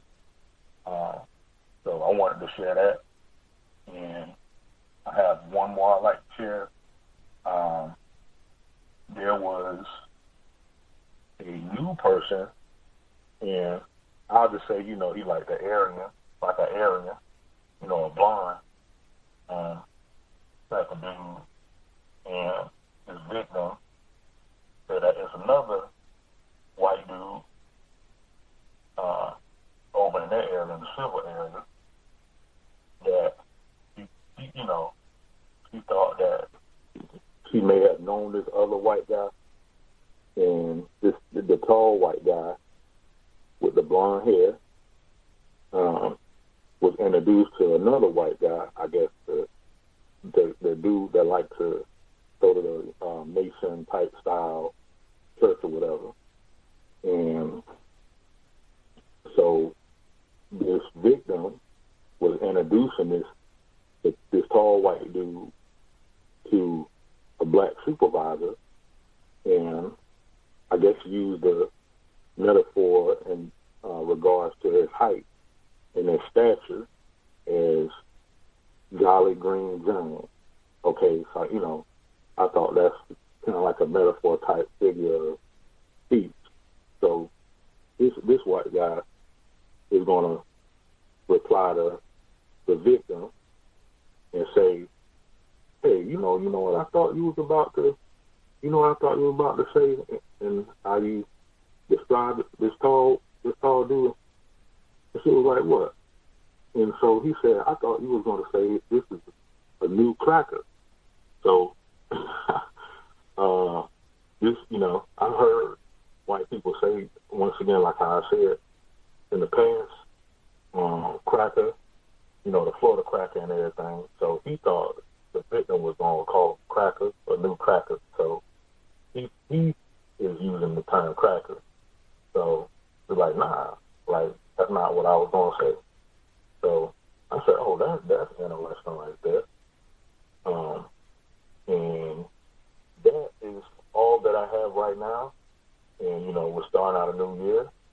And I'm enjoying taking down these notes, learning new terms, making more observations, and helping out black people, helping out the victims. And that's all I have right now. Thanks for allowing me to speak. Much obliged, sir. Wow. Crackers indeed. 2026 and crackers still. Let's see. He said that the pressure to get the black people to participate in the office holiday party, I do think that is significant. For me, that would be further justification why Fuller and many others have said on office holiday parties. White people had tons of reports in like the New York Times and other outlets where they had to continually acknowledge, like, oh man, they act a fool at these parties, and such had to get fired, and we had to call the police. That's all right. even if you're going to do it during court hours, that's just more of an offense. We got important things to do, and y'all are sitting around here to do eggnog. Come on, man. Let's just hurry on and get to January and get back to business. Especially if this is like, we got to make sure that black people come to the. I'm not office entertainment for the holidays either. Like, come on, man. Let's see. The modeling constructive behavior. I think this is so important for the workplace because we certainly have a good number of non-white people who, Lauren, many others, who make an effort to help black people on the job as best they can, to the best of their abilities. Vulnerable, we are victims. But modeling constructive behavior can be so impactful, and that can, encompass a lot of asking questions. If you're just courteously, professionally, seriously asking questions, and other non-white people see you doing this, sometimes, hey, that brother asked a few questions. I'm going to ask one or two questions too. Brilliant. He already talked about, I can repeat that one at least until the Super Bowl, because sometimes they'll do office parties and such for all that too. No eating in the workplace. Potlucks, they got leftovers from the holiday, I'm good. It's fresh country ham, I'm good. He said, black brother at the courthouse, talk to us right now. He said, hey, I don't eat nothing. I just, I'm going to stay over here in the segregated section. Y'all have at it. I'm on a diet. I'm just going to drink my water. He said, other black people said, you know what? That's pretty intelligent, not eating. That's You all right, black brother? And he didn't go around trying, proselytize and said, black sister, you can't be white man gonna poison. That I would discourage you from doing that actually in the workplace. But he said them just watching him. I'm gonna drink a little bit more water. I'm not gonna eat everything that they, try and swango and put in my mouth. Thank you. I'm good. I'm gonna say no, thank you. Modeling, that can have an enormous impact, and even the other way. Fuller talked about that too, where if you sound like Sue Africa, filth, florin, filth, florin, filth, and every other word out of your mouth is a 4-letter bomb in the workplace. I've also seen where that, hey, that's modeled. That's the way we're supposed to talk around here. And filth, florin. Modeling. Other people are watching. He said they told him, one of the folks who worked there, blood pressure was over 200. D'Angelo didn't make it with us to 2026. Chadwick Boseman been gone a long time. Matter of fact, they said Donald Glover, he did the TV show and all that, just had a stroke. I think he had it at the end of 2024, but he was, just talking about this. Like this, people die from strokes, and that's really serious, And he's not that old, I don't think. I don't think he's that old. But they were saying, hey, one, black people do not qualify for health. I said before, Dr. Welsing said we don't qualify for mental health. You just, health includes everything. We do not qualify for health. Blood pressure over 200. He said that's hypertension. That's Donald Glover. D'Angelo ain't with the. Did you say this is a black person that worked there with the 200 blood pressure? Gus, this is a white woman, the C.O.W.S coordinator lady. Mm. So, I heard that. They said that it was over 200, and I know she liked to drink the coffee and stuff, so I hadn't heard any more updates on it. So, but yes, sir, it was over 200. Wow. Thankful, not a victim. Thankful. I was just, so many of us end up, but wow. Well, we don't need no chaos. Well, that's, good riddance. That's what you get. Causing all that. Maybe it's not the coffee. Maybe it's all the chaos. I agree. Any hoodles. But thankfully that's not a victim.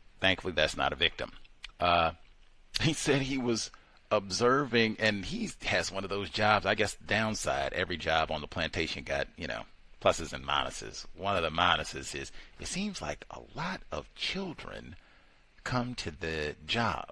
Like, people sometimes bring their little people to the workplace, and they get, oh my God, they got niggers here, that sort of thing. And then all the people that come in for the passport photos, sometimes they're non-white and all that, but just, man, I'm not no people person. I'm definitely not no little people person. And wow, to have to be around, it just seems like lots of little people are at the courthouse all the time. He even said, I think one time they came in, they were going to put it in the newsletter. Like, the group came in and they gave them old racist talk about going to jail and all that. Anyway, but the white children coming in and looking at it like, oh man, the niggers doing the passport. What? Y'all okay with this? Like, what? Man, I mean, not accustomed to seeing nobody like you around here. Like, wow. And just seeing the amazement in their faces, like, that just doesn't, I guess it seems so odd from what they're accustomed to. And I think a number of folks have talked about that before, where it seems like a white child is just really, really stunned. Like, wow, I'm not a dark person. Wow. In the flesh. Amazing. And we've heard lots of people who have talked about, black children, and I have not heard someone, with that level of shock, difference, right? So seemingly there should be times where just, if it's a black child And maybe it's a white person doing the passport photo, and just, oh man, they got us in the hood here in Florida, so we don't really see white people like that around here. Like, I would think, and that I've not heard that from anybody. I've heard lots of people other than our caller talk about this response from white children towards seeing black people. Racist child indeed. The commentary on the phone, he said they got to spell the non-white person's name when, and they get the spelling and get to you. I forgot what they call that. It's something specific, because like the police and all that, I think they even have specific like words assigned to the, I think Z, I don't know if it's zebra or not, but I don't, in fact, I think that might be misinformation from the zebra murder's murder, but I don't think it's Z. I don't remember what it is for Z, but I think they might even have specific coding for the letters. When you go through all that, I'd be willing to bet quite a few nickels, and even toss in a few pecans too. Ugly is not it for you. I'll stand corrected if, that's the standard for you. Ugly, my bad. Yellow, is that what it is? Like, what? What? After the U. Are you trying to say they ugly and yellow on the sly? Like, what? What? Come on. I totally stand corrected if when you go through and you get they out and they put out the be on the lookout. License plate was 1 U ugly, 2 T turnip. I don't think it's ugly. I don't think it's yellow for Y either. But I'm not an enforcement officer. I have to investigate. But that is wow. Wow, she had to get the double whammy in there. Always not white. She's not attractive either. I spelled that right? You got it? Yes, we got it all. Thank you. Words are important, as is patience. That comes up with a number of these jobs. Like, if you're going to be an educator, work with children, you're supposed to be patient. You're going to work probably medicine, patience. Different spelling. I guess you need both spellings of patience if you're going to work healthcare. But certainly if you're going to do work on the phone now, hey, the bots is coming. So your days will definitely be numbered if you think you're going to remain doing telemarketing or telework, anything over the phone, and you're going to be nasty and rude. The bots are coming. But she gets all rowdy in talking to this person over the phone, and it turns out it might have just been that the person was using the incorrect word, which I suspect might happen quite a bit when people call to the courthouse because they're not experienced. A lot of the legal work and things that happen at the courthouse, I mean, it becomes a very technical, precise legal language. So it would not surprise me that someone might get a term, be in error with one term, or might misidentify a form, or lots of errors. And so as opposed to trying to be patient, let's slow down, see if we can, properly assist this person and figure out what they need. Oh, my God, you indigent. Oh, I'm done. Says he's indigent, and I'm done. I'm transferring. Oh, man, you deal with him. And we figure out, like, wait a minute, did they say indigent or did they say incompetent? Oh, incompetent. That's what it was. Oh, okay. Boom. We go through and knock it up. That's all we needed was calm down. Let's stop getting riled up. Let's figure out what the proper wording is so that we can assist this. That's all it, seemed like it is, as opposed to just, I'm done. I don't want it. And he said it seemed like she's probably, we got some old, no count hobo person here who doesn't even have 30 cents to pay for the fuck. Get on out of here.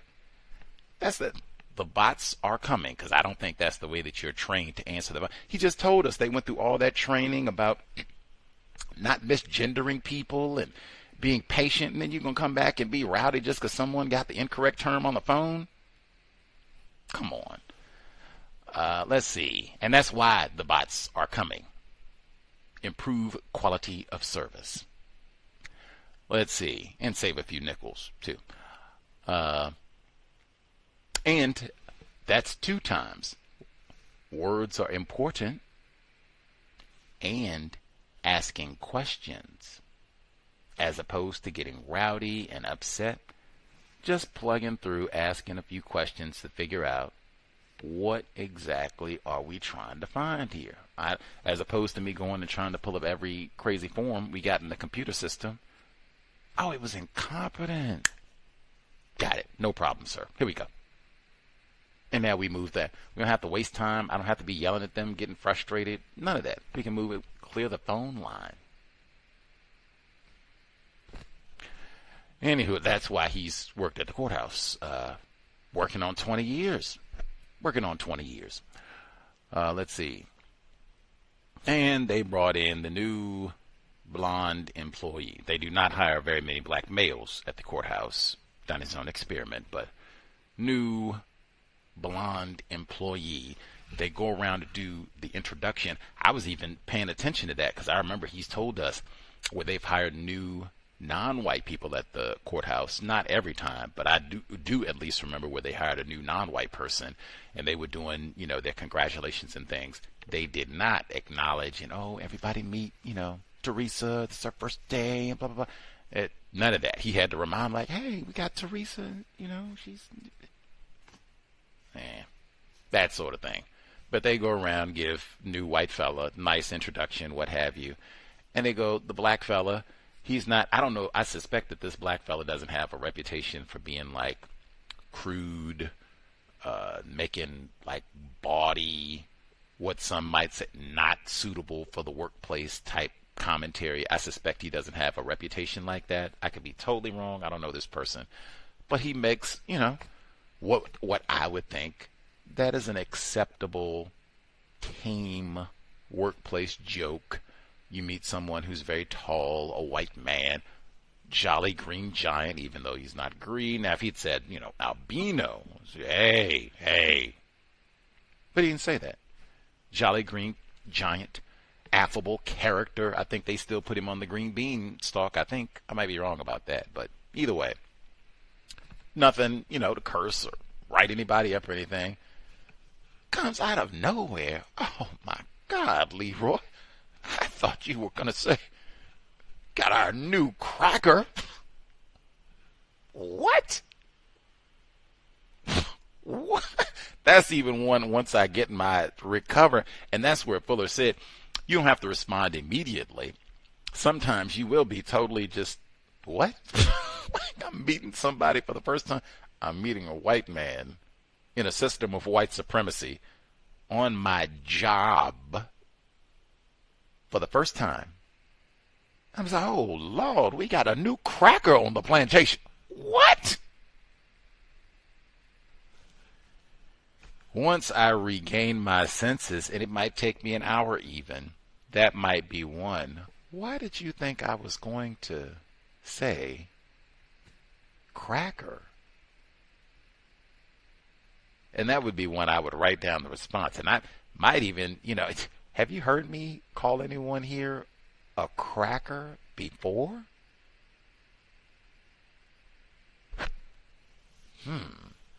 And just write that down like, wow. I mean, wow.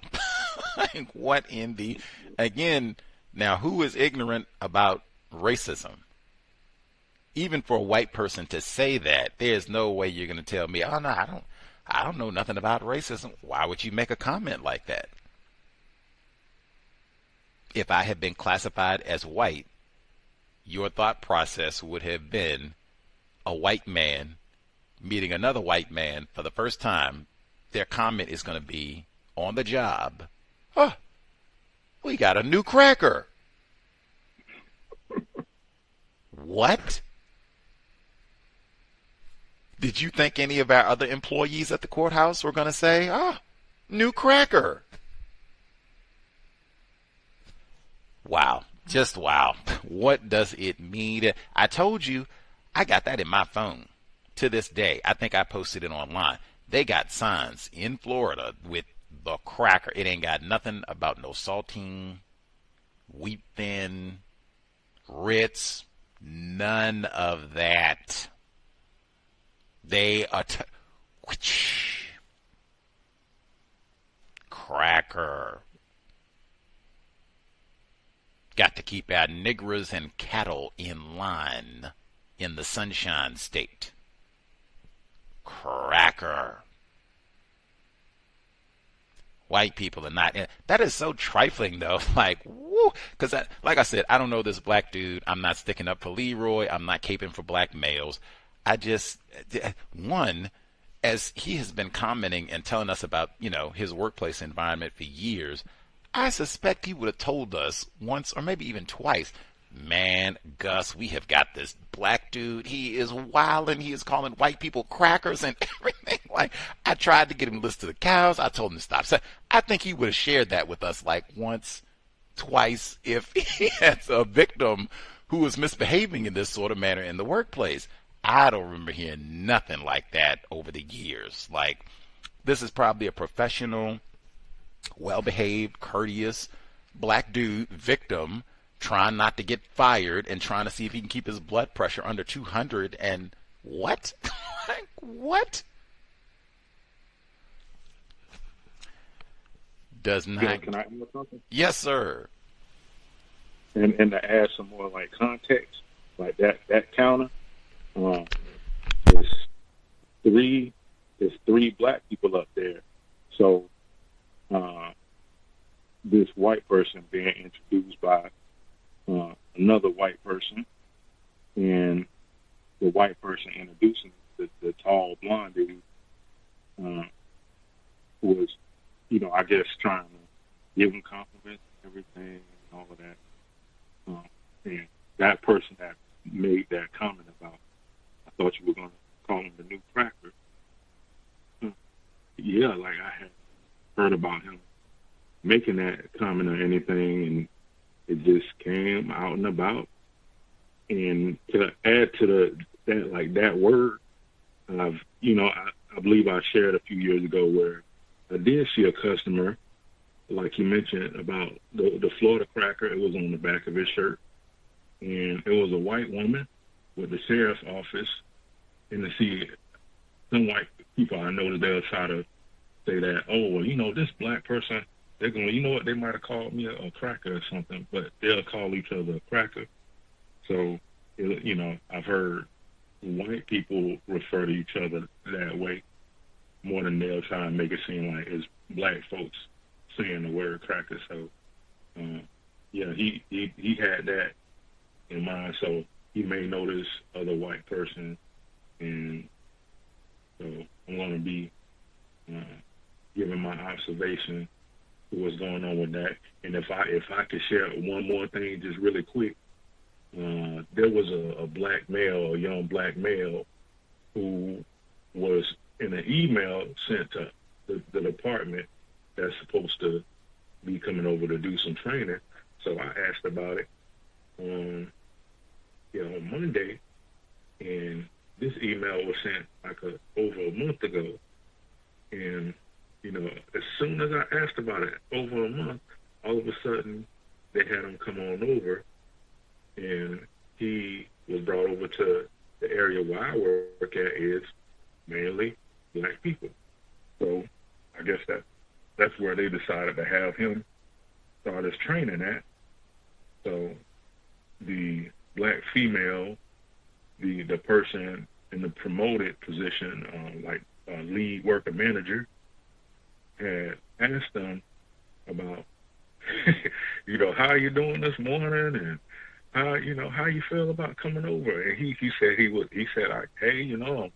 I'm here to learn, but I'm not excited. He said he was not excited, and he said that he said that it wasn't by choice.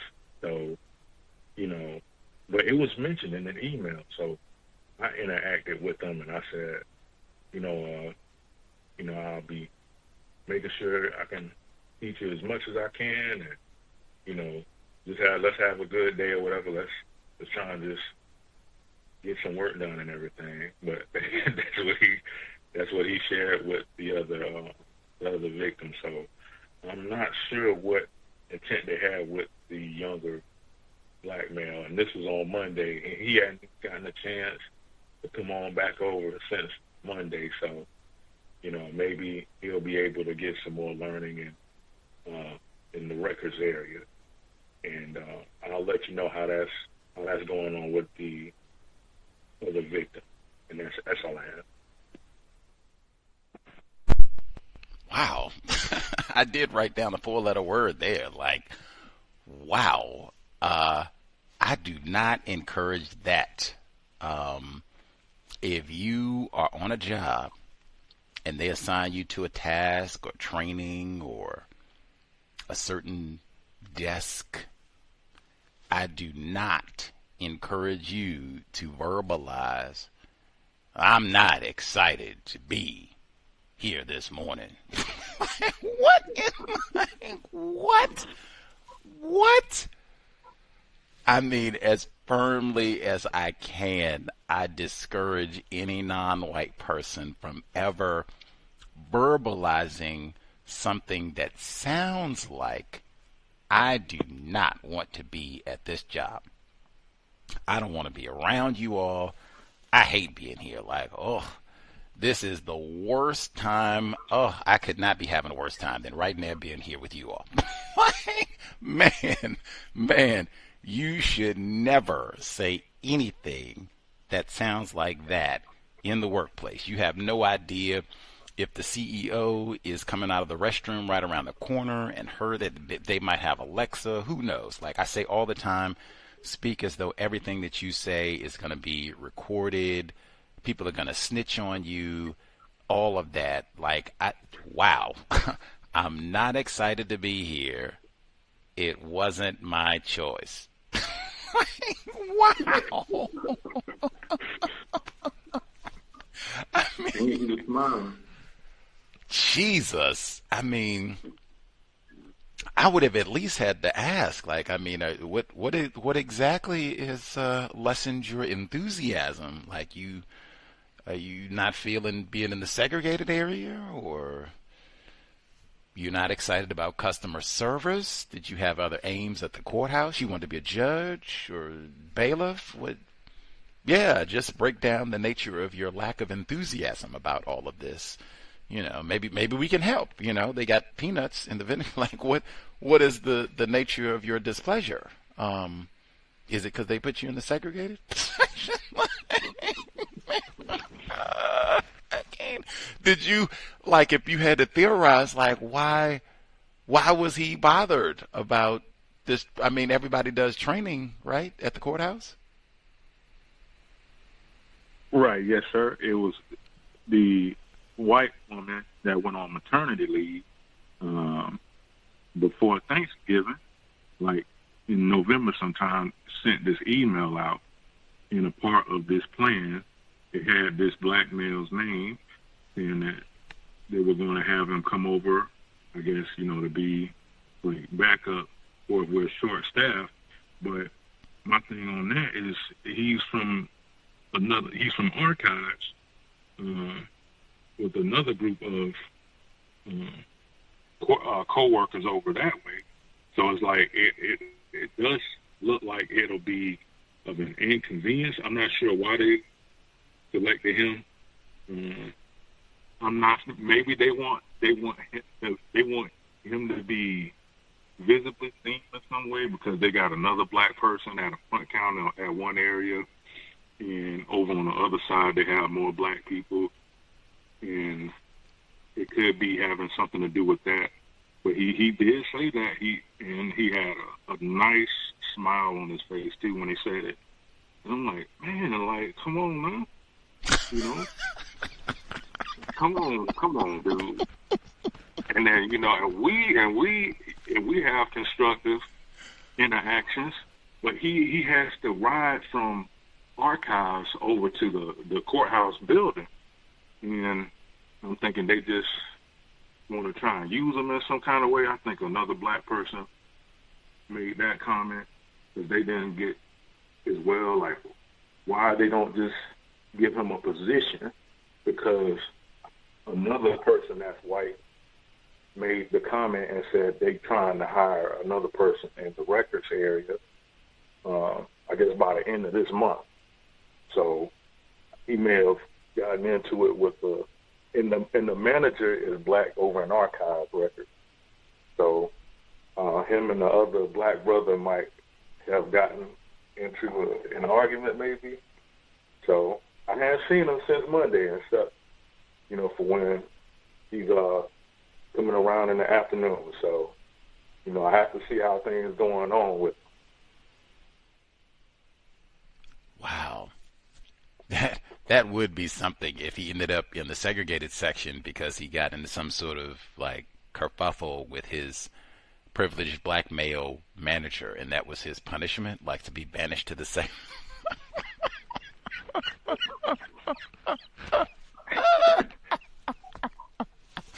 Oh, I'm sorry. Woo, that is, get a good joke in to begin our new year, so-called, but wow, like, now if that is true, if that's, we're kind of theorizing here, so might not be, and I'll even concede that would be enough if this was like an inconvenience, like travel-wise or anything, having me totally plucked from where I normally work at in archives to now I'm over here, and it just happens to be I'm over here in the segregated section doing all this that has nothing to do with the normal work I do. That alone might be grounds to be a little bit, I'm not excited about all this. But, whoo, man, if that is true, that he had a spat with the black male supervisor and got the boot to the... Woo, man, I know he is pissed, like, wow, I'm with the Negroes, well, I would just keep an eye on that and probably keep a distance too, if that is the case. Like, wow, that's another reason why I say right there. Now, say he comes in, it's New Year, right? He said, hey, man, I was a little surly in the last year, but we work together, and I want to make sure I'm not the downer on the team. I stopped by the bakery this morning and brought, fresh jelly donuts for whole team, man, and just my way of mea culpa. We gonna get on the good foot for 26. On the good foot. Here we go. All right. Man. Thank you. I got I'm gluten free, and I'm diabetic. I got the Ozempic, so I only eat like once a week, and I got that New Year's resolution. And oh, you got the show? Yeah, I'm diabetic too. I can't. Yeah, I got the. I would have had every dietary reason in the world. Woo! I'm not eating it. Yeah, they said sick white sister. She got the blood pressure over 200. So hey, that's. I am a health nut in 2026. I don't even glance at no jelly donut, man. That's kryptonite to me. No way. I wouldn't care if he brought in coffee, water, donuts. You already let me know you disgruntled about being here anyway. I'm cool. And that's the way we should think about any food that's brought into the workplace, even if it's a non-white person. Do I know how they clean the kitchen? Did the dog help them stir the batter? Come on. Forget all of that. Everybody I would be thinking is him. It's the disgruntled employee looking for revenge. Every bite they snicker a little. They get I'm good on all that. Thank you. God bless. I would feel some type of way, like the training.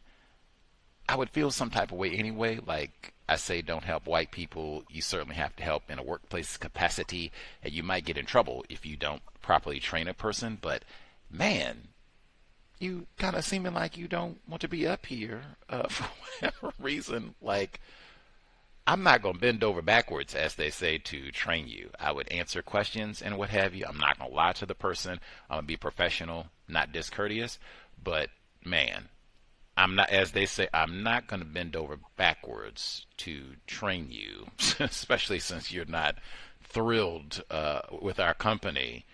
You'll figure it out. And you might not even be here. They might move you back, to archives or whatever it is. So, yeah, whatever.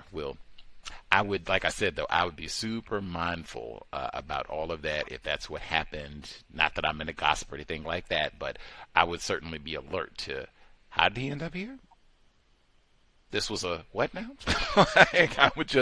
I would be alert to that, because that might have an impact on our immediate work conditions. And, because we don't know if that is true, their spat could have been about racism. He could have been upset that got some nigger supervisor. You don't boss me. You don't tell me what to do, and all of that, and throw me over here. I'm a white man.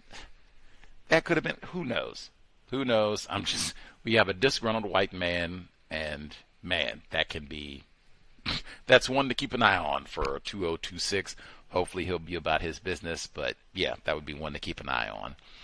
Wow, so much from the courthouse. Wow, that is amazing. Any hoodles, if other folks, I guess if they have any tips, if you've had to deal with that sort of situation, like an almost spurned white person, white employee who ends up amongst you all, let us know, because I could see that being like a vengeful type thing, like I'm upset. He said he had a big smile, but I mean, Mike Swango would smile a lot en route to poisoning his coworkers. So, anywho, other folks, if you have commentary to share, suggestions, let us know. The number 720-716-7300. The code 564943 pound. Press star 61 if you would like to participate. The email untiljustice@gmail.com. Let us know. If we have educators, do we have folks who have those emergency certifications to teach? Because I talked about that in Wisconsin, and I suspect that might be the case where it's places like Milwaukee where you have a lot of black children. They have a lot of educators who have those emergency certifications, and also it's a lot of black people, black educators, who end up with those emergency certifications. I'm not sure, but that would be something I'd be curious about. If we have any educators who have those, experience with those, let us know. Just in keeping with what I shared about those AI reports and the difficulties for younger people to get a job, this was in the LA Times just a few days back. They were talking about Dr. William Shockley's beloved Stanford, go Cardinal, Cory Booker. They graduated from Stanford due to AI. They can't find a job. Now, these are Stanford graduates. Stanford's software engineer degree used to be a golden ticket. Artificial intelligence has devalued it to bronze, recent graduates say. The elite students are shocked by the lack of job offers as they finish studies at what is often ranked as the top university in America. When they were freshmen, ChatGPT hadn't yet been released upon the world. Today, AI can code better than most humans. Top tech companies just don't need as many freshman graduates. Stanford computer science graduates are struggling to find entry-level jobs with most prominent tech brands, said Jan Lippard, associate professor of bioengineering at Stanford. I think that's crazy. They had said that term a few times, crazy hours. While the rapidly advancing coding capabilities of generative AI have made experienced engineers more productive, they have also hobbled the job prospects of early career software engineers. Stanford students describe a suddenly skewed job market where just a small slice of graduates, those considered cracked engineers, end quote, who already have thick resumes building products and doing research, are getting the few good jobs, leaving everyone else to fight for scraps. Quite a metaphor. There's definitely a very dreary mood on campus, said a recent computer science graduate who asked not to be named so they could speak freely. People who are job hunting are very stressed out, and it's very hard for them to actually secure jobs. The shakeup is being felt across California colleges, including UC Berkeley, USC, O.J. Simpson, and others. The job search has been even tougher for those with less prestigious degrees. Ick. This paragraph, the name is E-Y-L-U-L. I'm going to guess ELO. I'm ignorant. ACGO. I didn't graduate from Stanford, but I visited. A-K-G-U-L. ACGO. ACGO. Graduated last year with a degree in computer science from Loyola Marymount University. She wasn't getting job offers, so she went home to Turkey and got some experience at a startup. In May, she returned to the U.S., and still she was ghosted by hundreds of employers.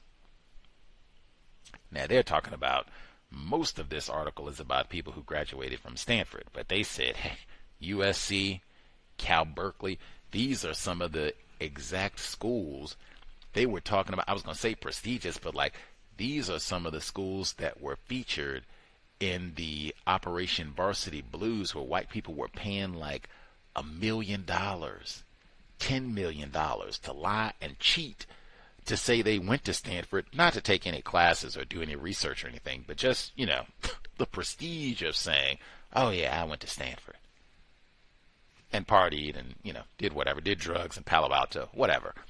But these folks at the most prestigious schools, Cal, Berkeley, and all the rest of it, they're struggling to getting ghosted.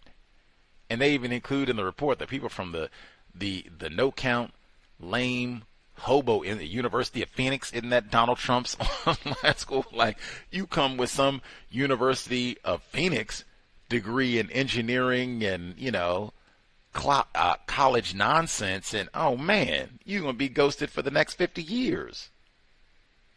That's the sort of thing I would want to be honest and, make sure if you have non-white offspring, young people that you're around, make sure you check out something like that too, because this would be another one where it seems like white people are complaining like, man, we did all this and went to all the institutions and dang.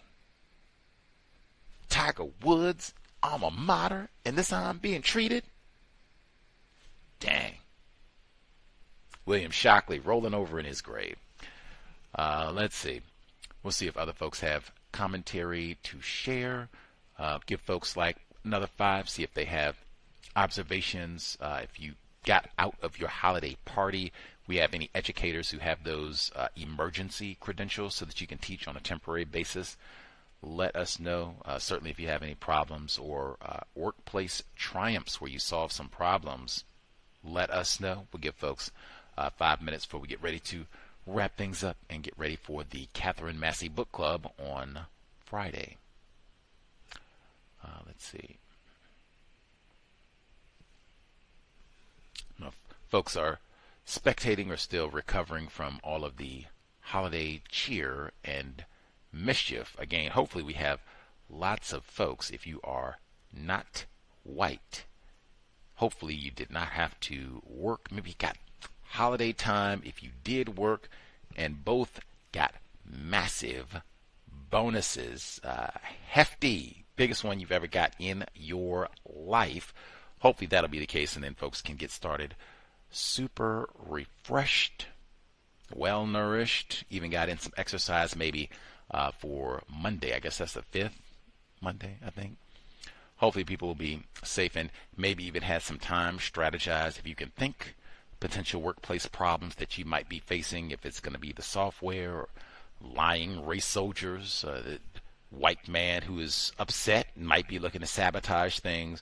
Whatever it is, give a few moments of thought as to what might be the best strategy for minimizing problems, maybe even solving a problem or two as it relates to those difficulties and or the others that will be popping up for sure in 2026. I would, that blood pressure one, like, man, thankfully, my ears were full of wax and I didn't hear correctly.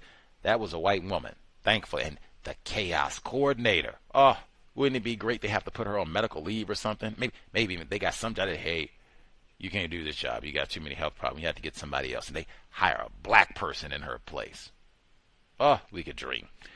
Anyway, but I don't think he told us that the C.O.W.S coordinator is like 65, about to retire with the warden. I don't think he said that.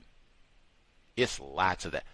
Donald Glover, man, said he just had a stroke, man, into 2024. He was just, talking about it at the end of last year, though.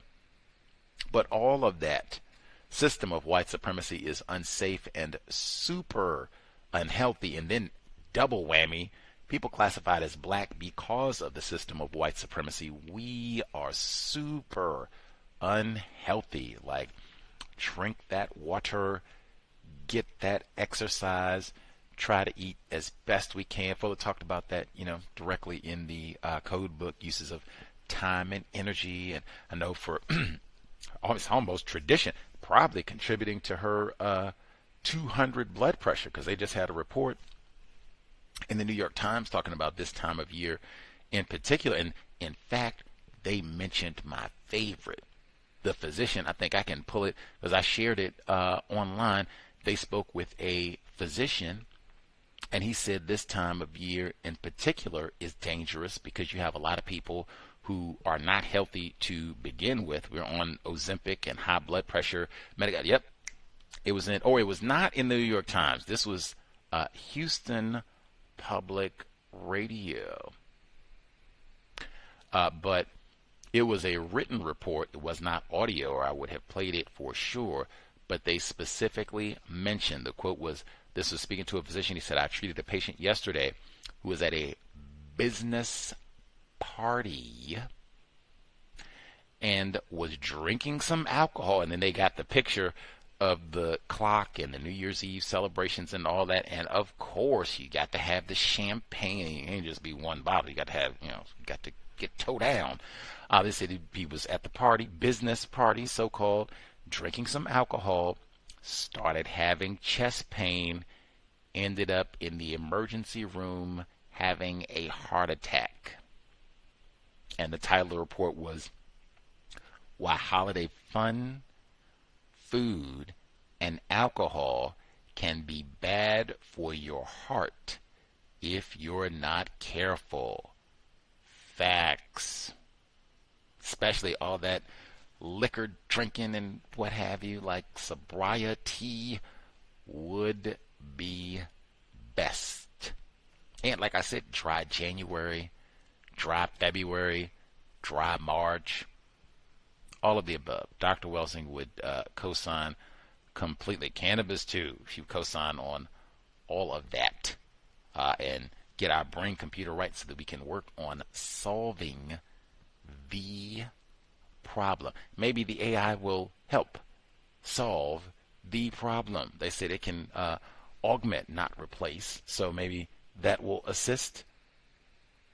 Not going to hold my breath, but man, 2026, hopefully we will be more on the grind and serious about our counter-racist business to get this here problem solved. And workplace situations for sure, because man, whether it's safety in the workplace and or even just our own protection from, wage theft and all the other ways that we get terrorized on the job, hopefully we will do a lot better coming up with strategies, codification, Gus T at the top of the list, ways to help ourselves and others in countering racism in the workplace. Let's see, make sure we didn't miss any folks. Let's see.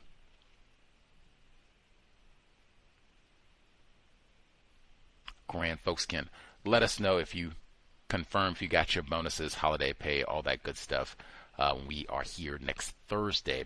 We'll be here Friday, same time, 8 p.m. Eastern, 5 p.m. Pacific for the Catherine Massey Book Club.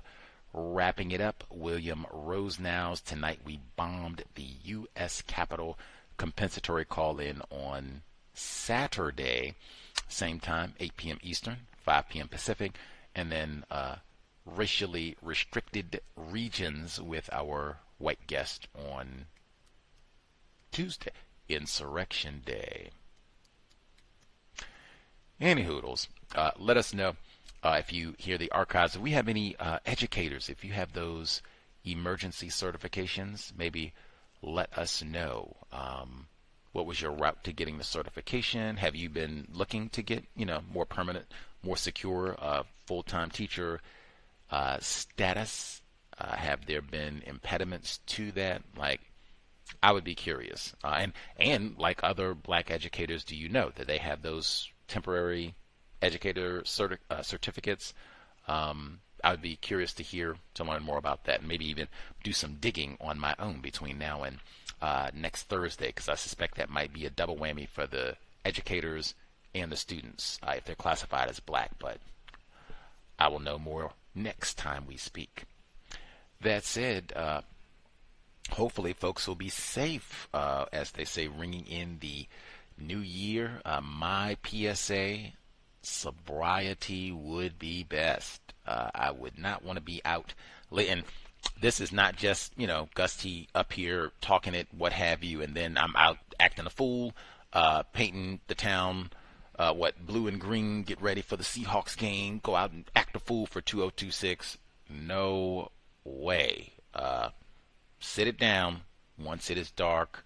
There's no reason to be out and about. And even the times where I do go out quickly, if it's going to be, after 10:30, after 11, man, if anything, bombs should fall out of the sky. SPD, where they were on consent decree, just like a lot of the other police departments for brutalizing non-white people specifically. I think it just recently ended, but that was like after 14 years, might have been 15.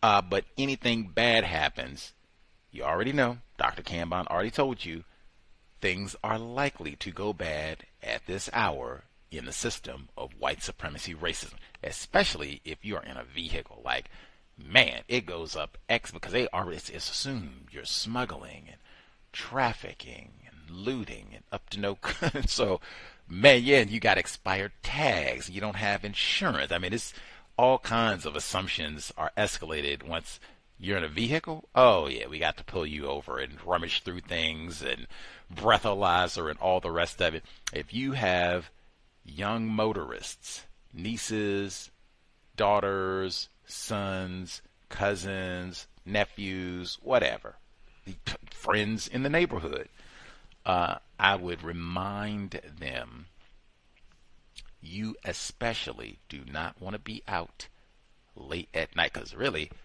that's who they really are thinking. Oh, man, Leroy Jr. out here, 17 and ready to loot and got his firearms and firecrackers and up to no. That's who they are really. So younger motorists, you don't have a whole lot of experience driving, and might want to go out and party, have a good time and all of that. You especially, they will have sobriety checkpoints. You do not want to get your new year off, so-called, to an ominous beginning, even if it's not a gun battle shootout with the cops. Man, those DUIs are expensive. Even getting stopped at those sobriety checkpoints when you are 1,000% sober, that is not cool. All I'm saying, if you are a young driver and you haven't experienced that, oh man, what they call buzzkill, Jesus Christ, system of white supremacy racism. You got to take a dice roll with a sobriety check. I just told you, black brother was driving the school bus and they snatched him off. Like, oh man. Or is that reefer? Come on. And you're under 21, so I mean, hey, that better not be reefer. Sobriety would be best. I would say they probably have those checkpoints out until like Monday, I think. So I would get to one spot and sit your hind parts down, do the reunion or celebrating in that one location, leave when you are sober the next morning, and buckle up. And buckle up, can I say that? Buckle up, because that's such like an easy one. Oh my God, that'll be the pretext for so many up there. We got to pull Anigra, Lakeisha, Leroy, Jamal. We got to pull them up because they did not have their seatbelt on. Like, man, I harp on that all the time. Like, that's one little one. Just for time and energy, you're not going to get me on no goofiness. I'm going to have all of my vehicle information together. I'm going to be buckled up. Like, you're not going to be harassing me. This, oh, man, one of your back lights was out and some old nonsense. Like, nope. I'm driving correctly, and even with all that, I'm still not driving late at night, 1 o'clock in the morning, midnight. No way, especially for younger drivers, no way. Sobriety would be best. Creator, we ask that you remind us, New Year, same code, refrain from saying, not all white people are racist, unless we hear something really amazing at the end of the book tomorrow, which I very much doubt. Remind us, stop name-calling people classified as black. Help us maximize our time and energy in this new year to replace white supremacy with justice immediately. Cal signing out. Thanks all for tuning in. Nigga, you so brainwashed. I'm a victim, brother. No problem. You're a victim. Man, I'm a victim of 400 years of conditioning. Shut up. The man has programmed my conditioning. Even my conditioning has been conditioned.